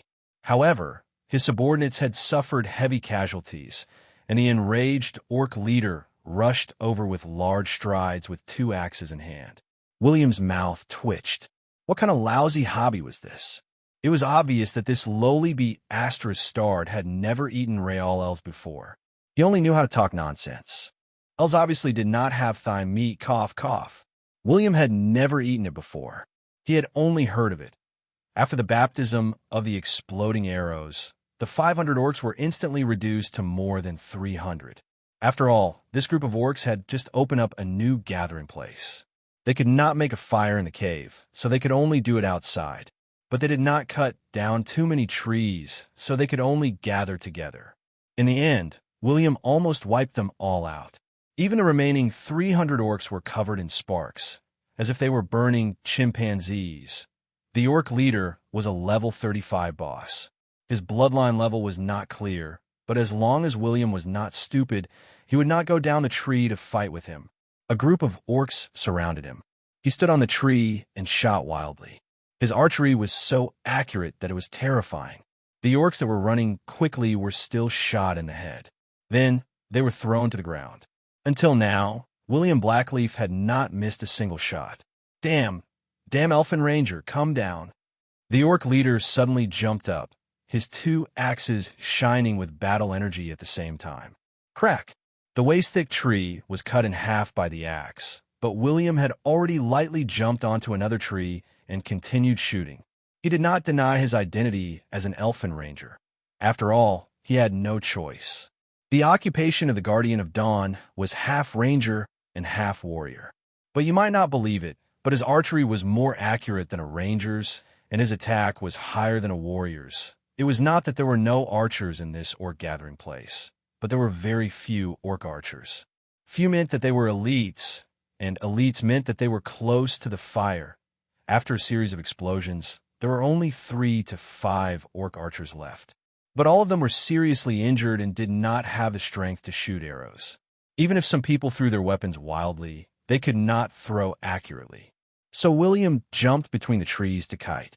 He was as agile as an elfin, but this group of orcs could not catch up at all. The orc leader could only watch with bloodshot eyes as the tragedy continued to happen. William was shooting wildly. When his quiver ran out of arrows, another quiver would be thrown at him, so he did not lack arrows at all. But kiting was not unlimited.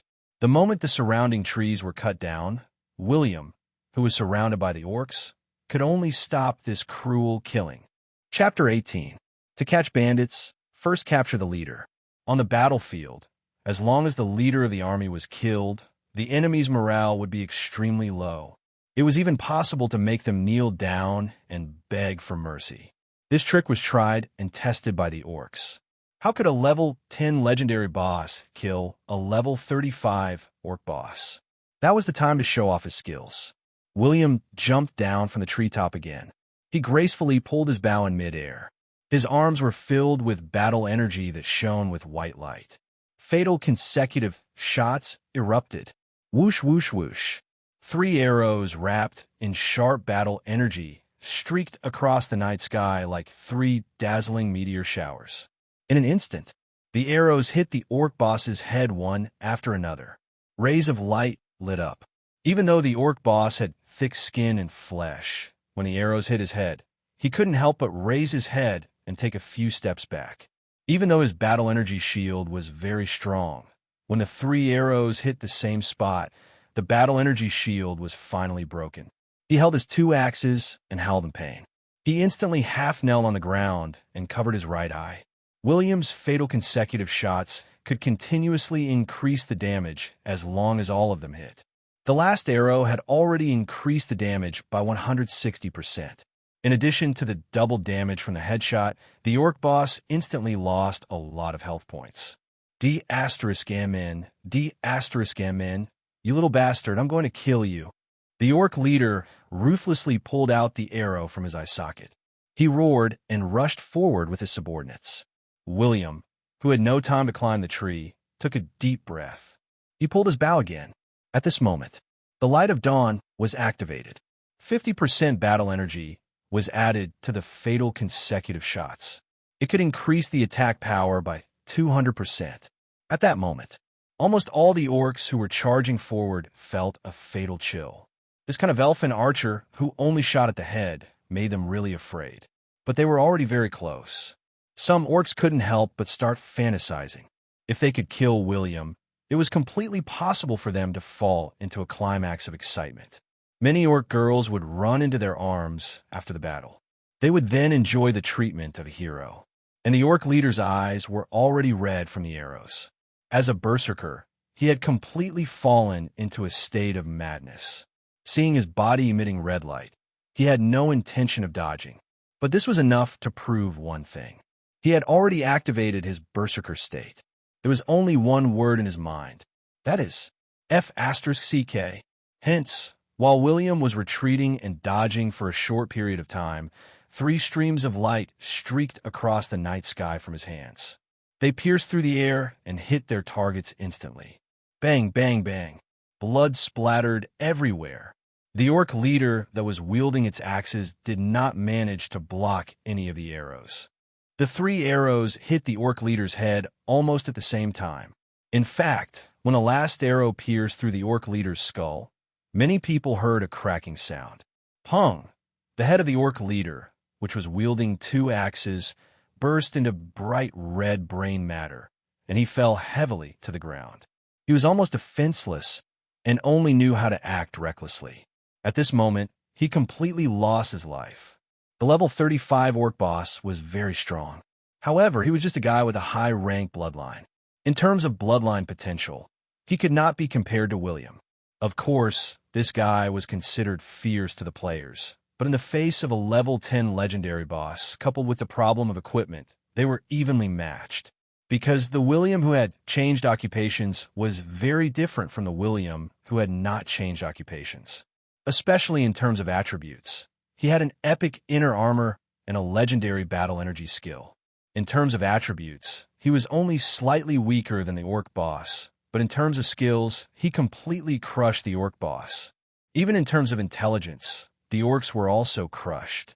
It was also because of the death of the orc leader that the charging orcs could not help but stop in their tracks. Even some berserkers could not help but swallow their saliva. The word reckless was enough to run through their entire lives. But the leader had been reckless to the point of death. Their intelligence had some side effects, and that was to stop charging. After all, the deterrence of the few arrows that had killed their leader had really made them tremble in fear. William stood alone in front of more than 200 orc warriors, as if he had the aura of fighting thousands of soldiers alone. The reason why he killed the orc leader first was because this method would cause a fear buff to the ordinary orc warriors. Otherwise, how could he kill all the orcs alone? But the effect is not too big. William raised his eyebrows. This group of orc warriors did not escape and seemed to be hesitating, so he waved his hand. Whoosh, whoosh, whoosh. Instantly, 200 elfin soldiers wearing elite armor appeared around him. When the elfin archers aimed their arrows at this group of orcs, they finally threw away their weapons and cried as they knelt on the ground to surrender. Looking at their trembling appearance, it was like a group of little girls surrounded by strong men. They looked at William with anticipation and a little despair, as if they were worried about their future. Territory Mission Crisis. The second stage has been completed. You have defeated the invaders by yourself. Although you need your subordinates to maintain order, you have also shown your true strength. Reward: 45,000 experience. Reward: large quantities of armor. After seeing the second reward, William could not help but twitch the corner of his mouth. He had thought that the second unknown reward would be something good, but in the end, it was just some armor. This was clearly a free gift. As long as he killed these orcs, of course, he could easily obtain their armor. It was a pity that the orc armor was too ugly and did not fit. It needed to be melted down and rebuilt. As the orcs disarmed and surrendered, before William gave the order to kill them, the other elfins understood. One by one, they let them take off the last of their armor. One by one, they covered their younger brothers and lined up naked, and were properly arranged. There was no other reason. Creatures like orcs, other than dwarves, were experts in mining. Not only were they hardworking, in addition, with the small leather whip, they could also burst out with the mentality that the more they dug, the better they felt. Whether it was the elfins or the humans, as long as they could control the orc captives, they would basically choose to let them mine. Lord Nox, who had gone to the cave to search for spoils of war, suddenly ran over with a face full of joy. William, who had been thinking about how to level up, looked over and his eyes lit up. Armor? Yes, in the cave we actually found the armor and weapons of the human warriors. They're all of good quality. There are more than 300 sets. Nox laughed as he carried the blood-stained armor and weapons. William secretly thought that the mission did not lie to him. He casually picked up the armor and waited. He raised his eyebrows. Bring them all back and polish off the symbols on the armor and weapons. When the time comes to recruit soldiers, there won't be a lack of equipment. Understood. Knox nodded and commanded the other soldiers to start moving the good things out of the orc cave. How did the equipment and weapons of the Iron Nation soldiers end up in the hands of the orcs? Lautner saw this scene and felt a little puzzled. I don't know, but they're all mine now, William said indifferently. The war between the orcs and the humans had never stopped. After the orcs obtained the spoils of war from the human soldiers, they would usually find merchants to sell them. If there were no accidents, these armors would eventually be bought by those adventurous merchants.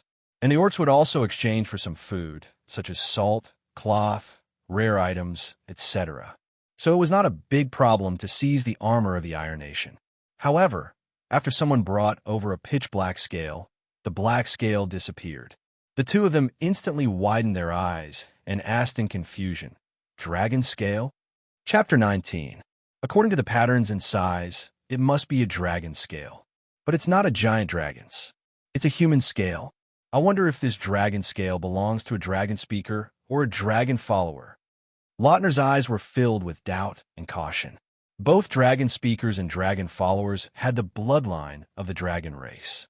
They were not to be trifled with. William stretched out his hand and took the small dragon scale.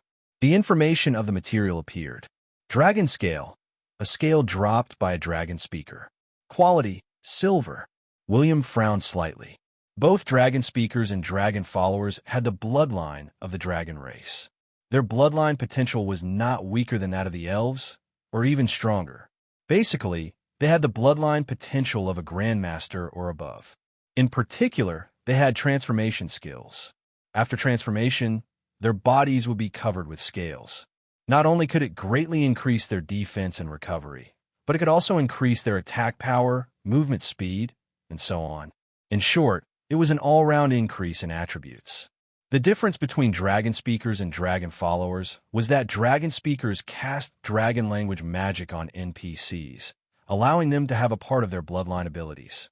They were servants of the dragon race.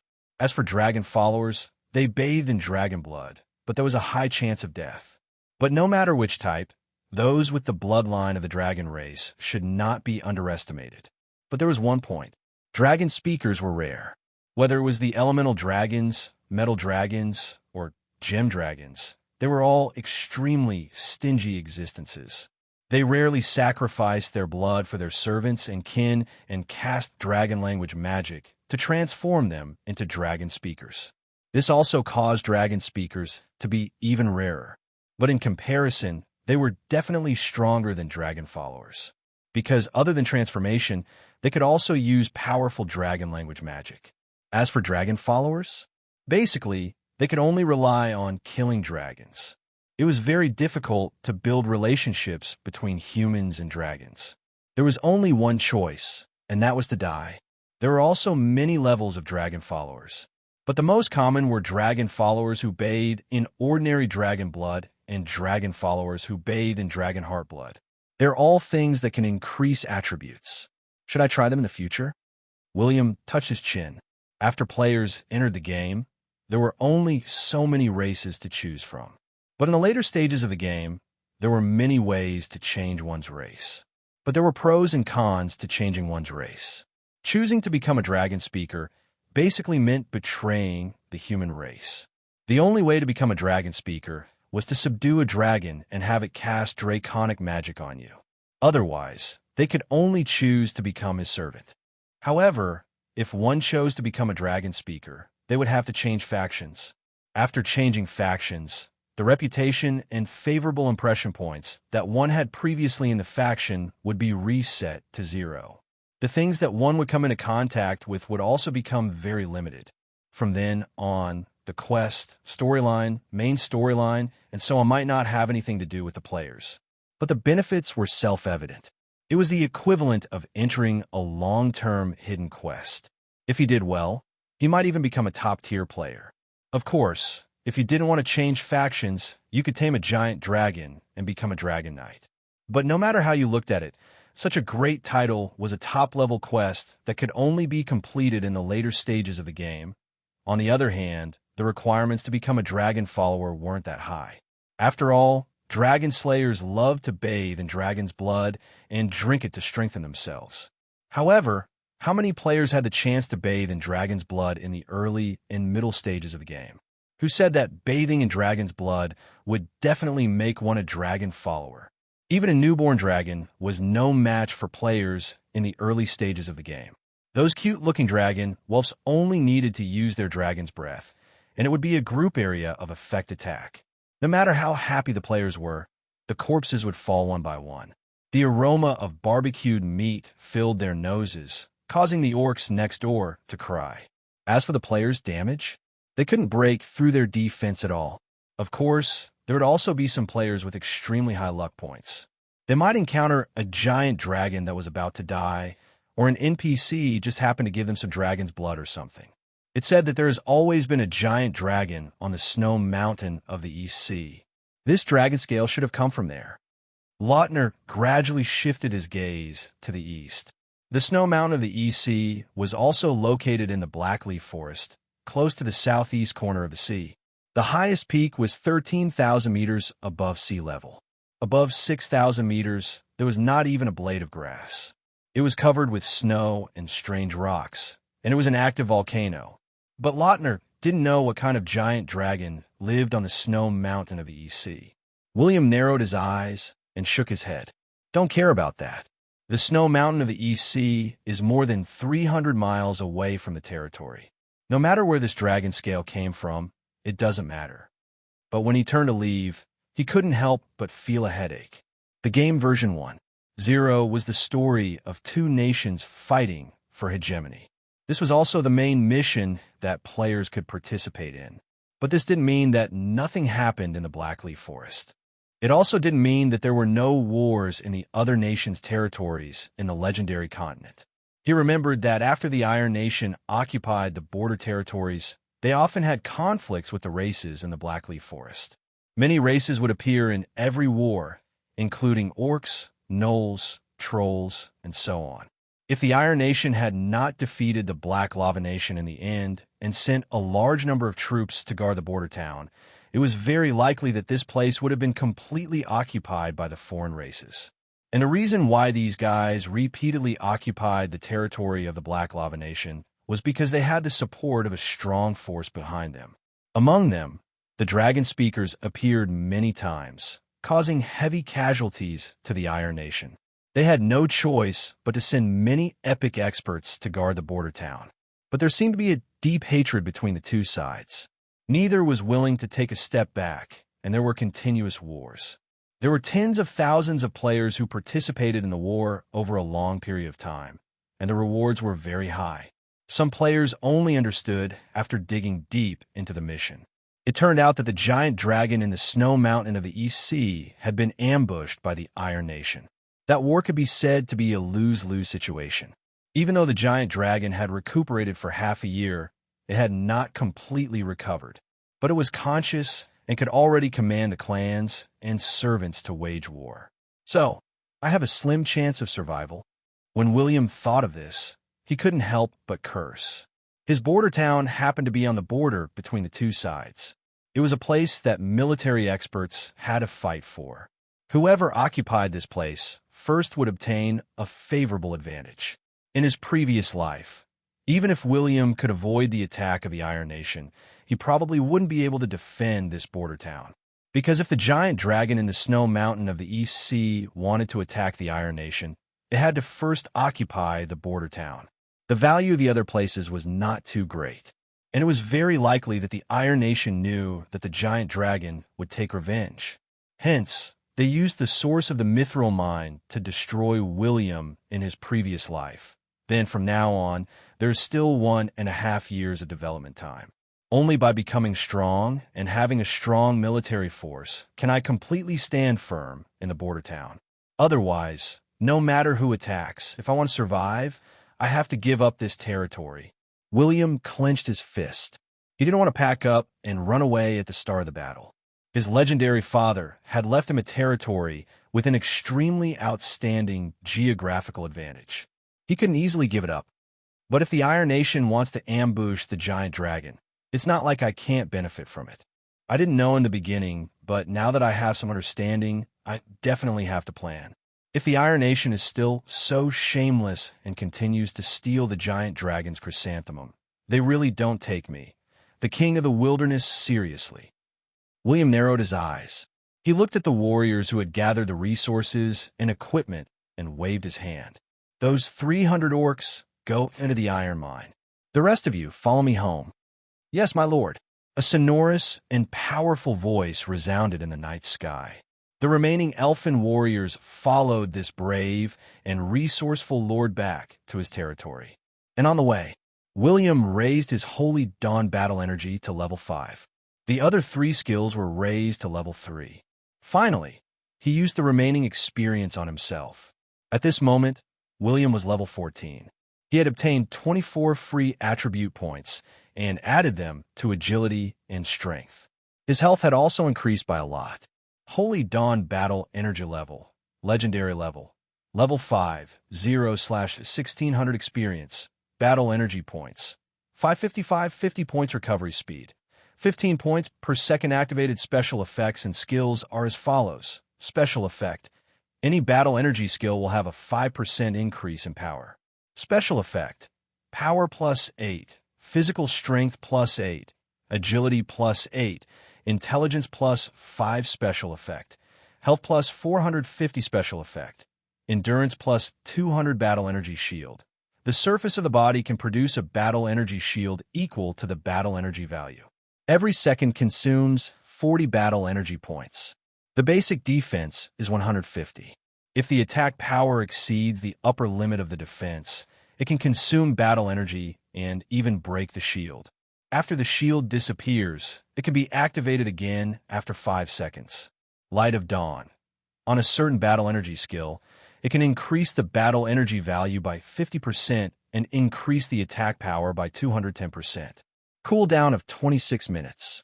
Every 5 levels, it can increase the attributes, special effects, skills, etc.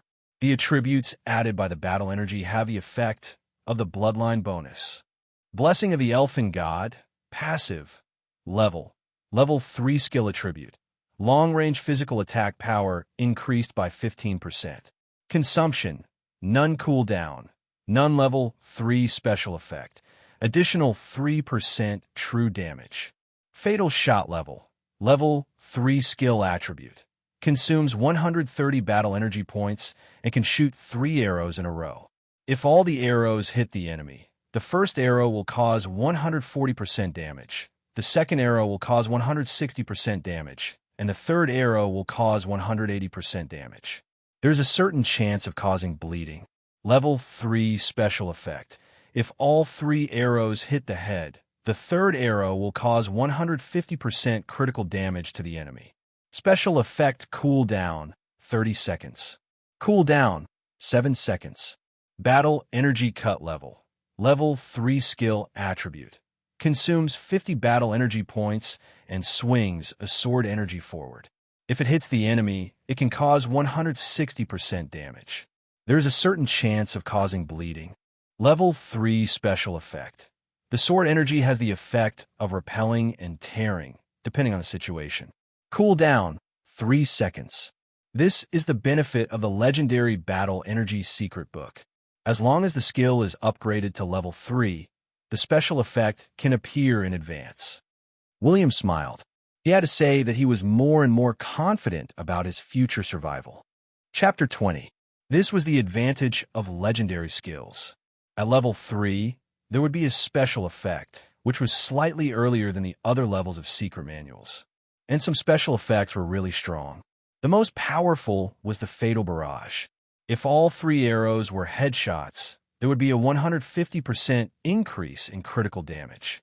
That series of attacks was simply too fatal. For the players, as long as they control the rhythm, this was a godly skill to snatch the boss. Of course, the most important thing was, the prerequisite was that you could break the defense. If you couldn't even break the defense, then you couldn't hurt it. The problem of the Blackleaf Forest wilderness was not urgent. First of all, William did not have that many troops. Moreover, according to the mission in his memory, the time when the Iron Nation ambushed the giant dragon was when the game was just about to open beta. Then this year, it's time for me to fully develop. William sat up from the bed. His slender and perfect figure could be seen. He casually picked up the robe on the clothes rack and put it on. He walked to the balcony covered with vines and looked at the territory in the morning. The two battles against the orcs had already achieved considerable results.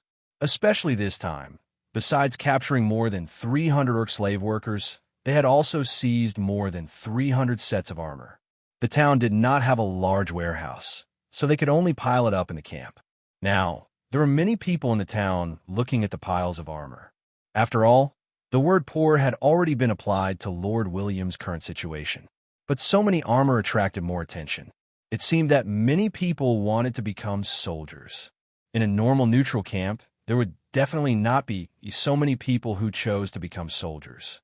Because in a town with more than 3,000 people, most of them were ordinary civilians. Even if there were professionals, they were in the minority. But the border town was really different. When his legendary father built this town, he called it a peaceful town. It had the meaning of paradise. In other words, no matter who you were, what you had done, how much trouble you had, or how strong your enemies were, as long as you came to my town, you would be like a dragon or a tiger. From then on, you would not go out. As long as you completely got rid of the grudges on the continent, I, the mayor, would protect you. No one could do anything to kill you. Back then, his legendary father was very strong. He had once blocked a famous mercenary group alone and did not dare to let them take a step forward. At the same time, this also made the town famous. Many people came. There were many murderers, bandits, and even some powerful professionals in the town. His legendary father was still in the town and could still suppress them. However, ever since his father disappeared, the criminals in the town became dishonest. Many people received the news that elves would come to take over the town. So many people looted the town's assets and ran away. As for the remaining fellows, William had never fully understood them, nor did he intend to make use of them. As a result, he only had 500 elves under his command, and none of them were locals. But, for example, old Hank in the blacksmith shop at the easternmost end of the town. In the southernmost part of the town were Eric and his son, who made their living by hunting. There was also the Moses magician who made a living by divination in this small town. These people were existences that the locals could not avoid. Of course, William had heard of these people before. He found it hard to believe that a big shot like Moses was just a nobody here. Pung pung. Come in. William wiped his saliva and stopped thinking about the boss whose leg hair was thicker than his. But he still hated it when someone came to disturb the mayor when he was resting. It's time to teach these guys a lesson in the future. But as a pair of long and slender legs walked in, and a pair of perky breasts wrapped in leather clothes, his gloomy expression instantly turned into a smile. I was wondering who it was. It's Sia. Why are you so free to look for me? Lord, the cub seems to be opening its eyes. As an elven mage, Sia usually wore exquisite leather armor made of animal skin. This was because elven mages not only knew magic, but they also had a certain level of close-range combat ability. Only when she really wanted to cast a spell would she put on a cloak with the mage's logo and a hood to hide her identity. It was to add a sense of mystery. William's eyes lit up. Got it. But why do I need you to inform me about this? Where are the servants? I was observing those little fellows at that time, so it was on the way. Sia blushed and wanted to explain. William immediately waved his hand. Since you like it, I'll give you one. No, such a cute creature. It's okay. There are 3 of them. Is this really okay? Why not? No matter how cute they are, can they be as cute as Sia? Sia blinked her big bright eyes and said with slight joy, That's great. How many magic materials can they become when they grow up? Originally, William looked at Sia. Not only was she sexy, but she was also very attractive. It made people want to take a bite of her. But when he heard the second half of her words, he could only frown. Magic materials, I have a dragon scale here. You could try it first. When Sia saw the conflicted look on his face, she had thought that she had lost all hope. However, when she saw the dragon scale, her eyes widened again and she happily retreated. After all, the dragon scale at a dragon speaker was not so easy to find. When William saw this scene, he felt a headache coming on. He never expected that the most beautiful female elf under his command was a truth maniac. There were many truth maniacs in the God's continent. What kind of truth maniacs were they? That was to seek the truth, not to get love, not to get sex, and not to have any other needs. These were all fanatics, good middle-level magical beasts, and even have the potential to become high-level magical beasts, but you want to turn them into magic materials. It's such a waste of natural resources. No wonder you stare at my little bears all day. You don't have good intentions, do you? William smacked his lips and immediately ran overexcitedly to see the three little bears. The place where the three little bears were placed was next to his neighbors. When he walked over, a very old maid bowed respectfully to him. He nodded expressionlessly, but in fact, he was very eager to enter. He had no choice. As a lord, he had to maintain his status. The three little bears were lying in a human baby's cradle. It was full of clothes and supplies that William had worn before. It was to let these little bears familiarize themselves with their smell. As for the maid, when she fed the little bears, she had to cover her head with William's clothes and breathe carefully, for fear that her breath would be transmitted to the little bears. There was no choice. The lords and nobles of this era were so awesome. Servants had no human rights, and the servants would not think that doing so would damage their own dignity. As for a modern person like William, did he have any plans? How could it be possible? Who did not want to be a noble? Only a lunatic would think of overthrowing the existing system. William gently picked up a little bear in the cradle. He gave these little guys the best treatment. He only hoped that they could survive and open their eyes. The heavens have eyes. Big Bear, Bear 2, and Bear 3 are in good condition. Big Bear seems to be about to open his eyes. William smiled and held him in his arms. From time to time, he used his hand to pull on Big Bear's pink lips. It was a pity that his baby teeth had just been revealed, so he did not have any deterrence. And Big Bear did not resist the torture of the familiar smell. He just closed his eyes and twisted his body a few times, choosing a more comfortable position to yawn. The so-called most comfortable position was to stick out his little butt and lie in William's arms. Poof! The sudden fart had shocked William. An unimaginable stench assaulted him, making William almost throw it out of the yard. There's really no resistance at all. William retched and held the little bear's body, planning to educate it. But it was at this moment. Big Bear slowly opened his eyes. His eyes were very bright, with love for his mother. Ding dong. Prompt. Young wild bear recognizes you as its owner. Do you accept? William nodded without hesitation and chose yes.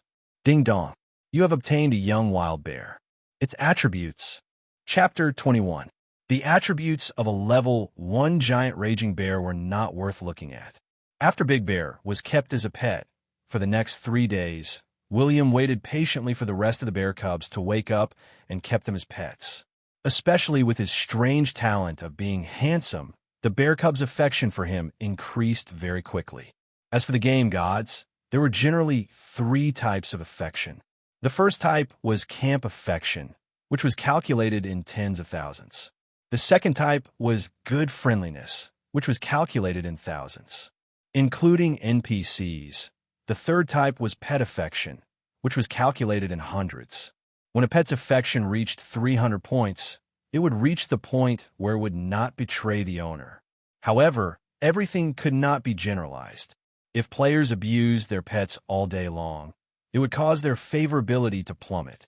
However, it did not mean that they could do whatever they wanted to their pets just because their favorability was maxed out. That did not mean that they could do whatever they wanted to their pets. The 3 adorable bears grew up very quickly. In just a few days, they were like pugs, following William around the town and rolling on the ground. And these few days of company made the affection of the 3 bears soar again. William had a deep understanding of how to increase the affection of pets. In his previous life, Many players had forcibly captured adult pets. It was simply exhilarating to increase the affection. Later on, players gradually realized that if it was a young pet, there was no need to spend so much money, resources, and effort because young pets had very low intelligence. It was enough to just play with them if it was an adult pet. For example, if one wanted to obtain a favorable impression from a high-level magical beast that was close to adulthood, it was simply a favorable impression that could only be obtained by piling up money.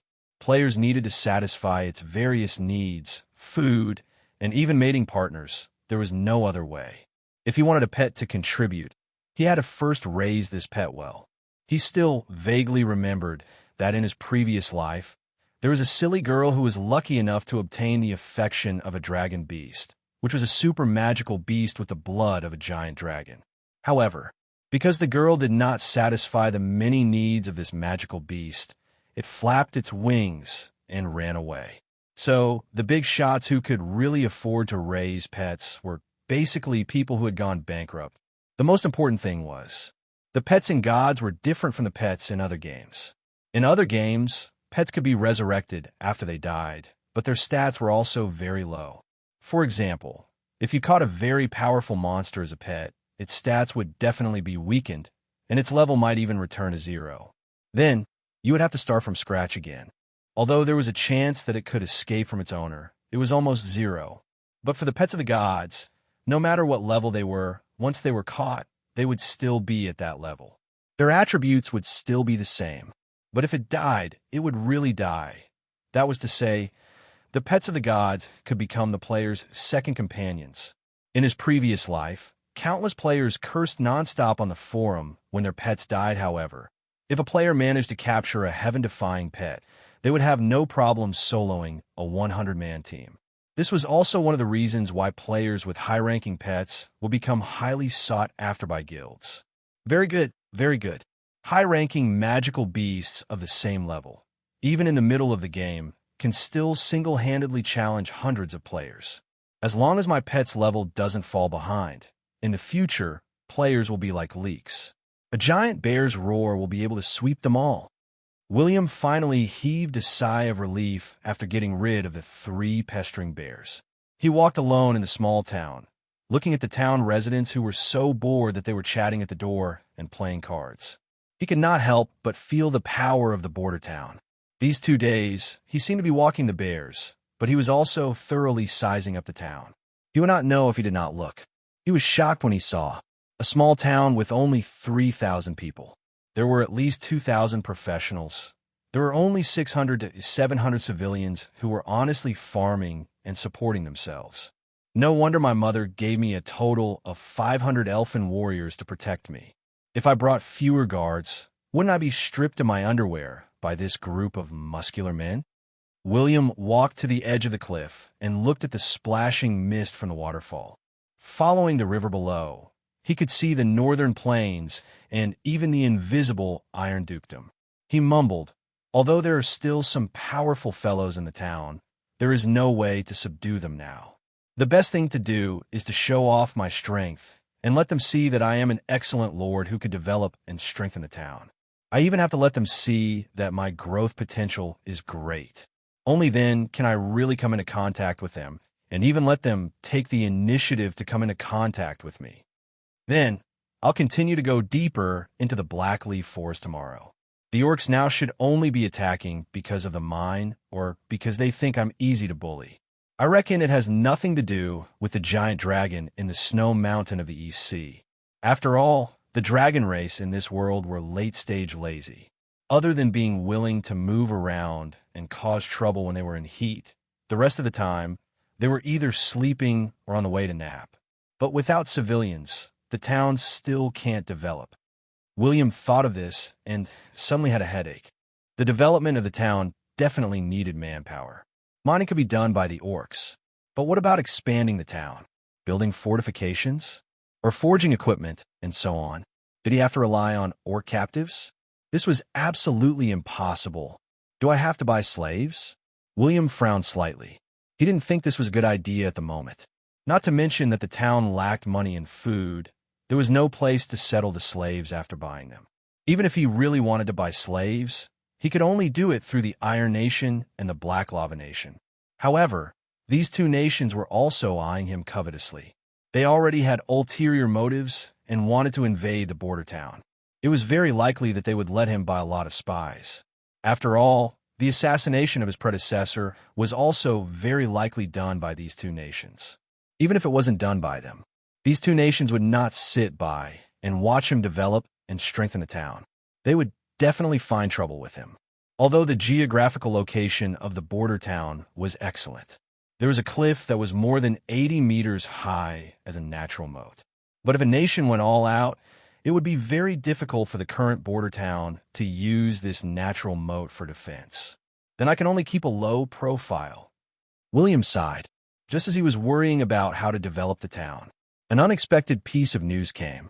The orcs and dwarfs are fighting. William was a little confused. He didn't think that there would be dwarfs hiding near the town. That's right. Just 30 miles away from where we were digging the iron mine, there are some dwarfs there. I heard that they are dwarfs from the Lonely Mountain. Presumably, those orcs gathered their troops to attack the dwarfs, but they were defeated by us.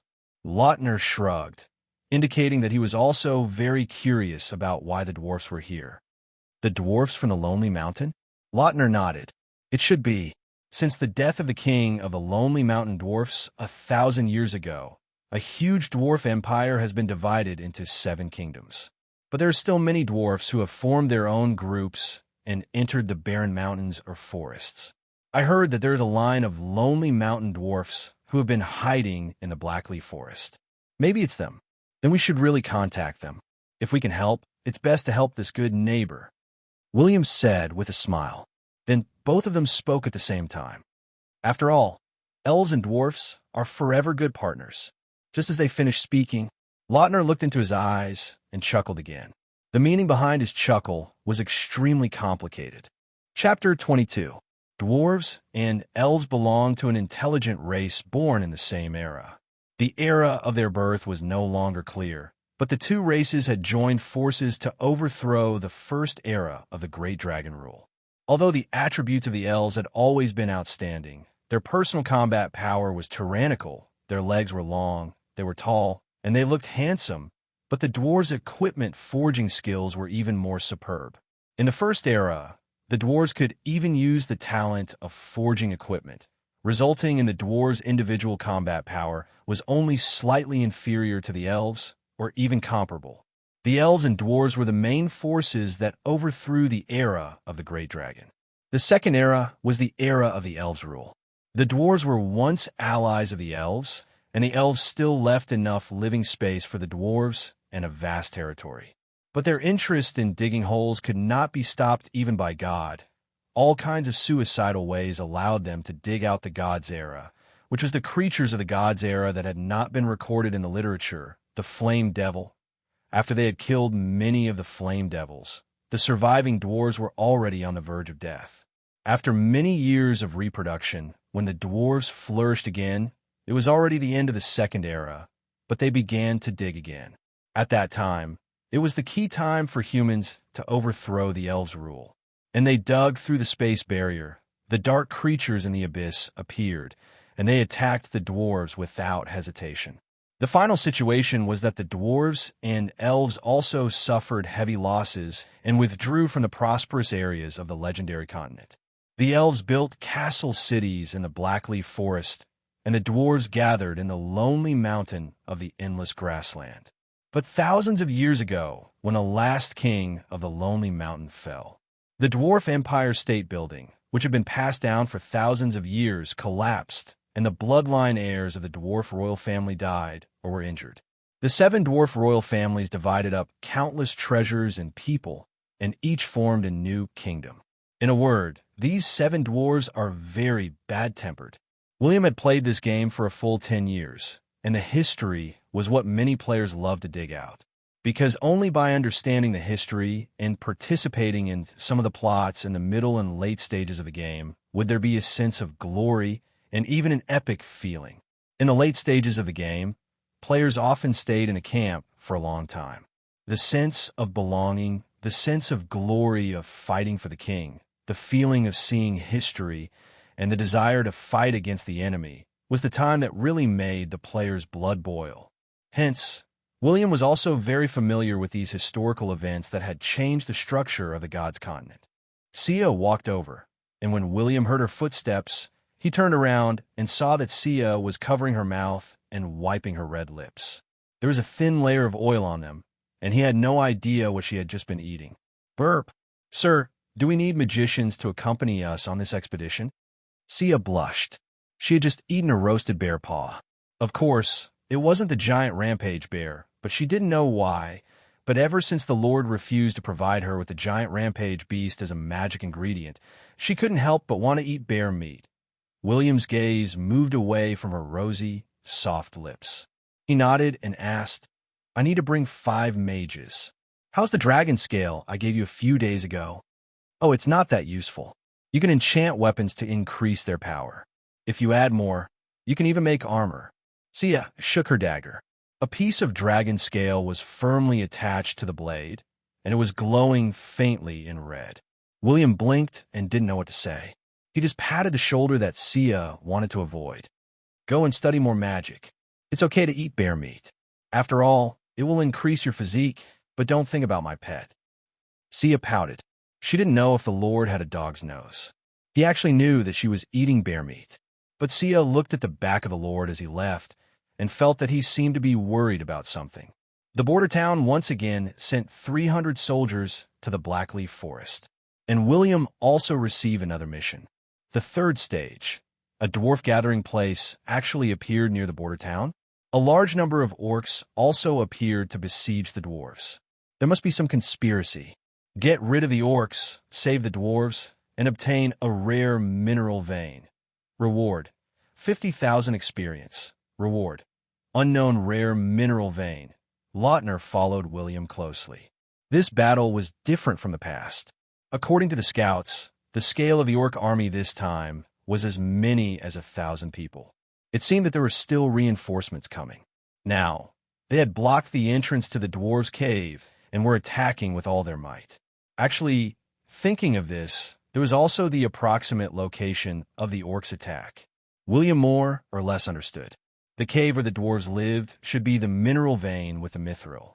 In his previous life, William was able to control this mineral vein. It was almost like the fight between the dwarves and the orcs. In the end, the little guy who was fishing, got a big bargain. Time is running out. We can't sit back and watch our dwarf companions be brutally killed by the orcs. William shouted and led the team forward. The other elves followed closely. Running in the depths of the forest would definitely tire many races to death, but this definitely didn't include the elves. Lautner thought about it and said without hesitation, My lord, you want to use the friendship of saving the dwarves to take them under your command? That's right. What do you think? William raised his eyebrows. The dwarves were unyielding, but they attached great importance to friendship and kindness. When he was still a player, every time he received a mission from the dwarves, he would get a lot of affection, so he had a lot of confidence that he could take them back into his territory. Lautner narrowed his eyes and said in a deep voice, The goal is good, and the method is also good, but we need to be more patient. Understood. William's mouth twitched, but he still nodded. The so-called more patient was to let the orcs force the dwarves into a desperate situation, let them suffer heavy casualties, and let them feel that there was no more hope before decisively taking action. When that time came, when William appeared in front of them with the majestic appearance of a savior, it was simply a miracle. It was enough to cause a great stir to the dwarves who were in despair, and it would also cause them to have a good impression of him. They would even directly kneel down before him. As for why Lautner said this, actually, it was not surprising at all, because all the elves, including him, and even those mages, were loyal to William Blackleaf. They used to be his mother's private soldiers. As the elven royal family, every royal family had their own private soldiers. Now that they were loyal to him, Lautner had to obtain the greatest benefits for his lord. His lord was his god, his beacon of light. Lautner only had to follow Lautner's instructions, and there was no need for him to refute or reject Lord Lautner. In terms of loyalty, in the entire world, There was no race that was more loyal than the elves. Or rather, in any ancient history, warriors who could be chosen as personal soldiers mostly had absolute loyalty. Moreover, the elegance and pride in the bones of the elves, or the kindness and so on, had always been displayed in times of peace. In times of war, they would use their hundreds or even thousands of years of IQ and experience to play tricks on you. But every era had a main character. The main character today was the humans. This was more like a general trend, irreversible. But who did the future belong to? No one knew. William led his troops over the mountains and came to the dwarves' cave. They nimbly and silently climbed up the tree branches, quietly watching the tragic battle happening under their noses. There was pity in their eyes, but they would not let this scene shake their determination.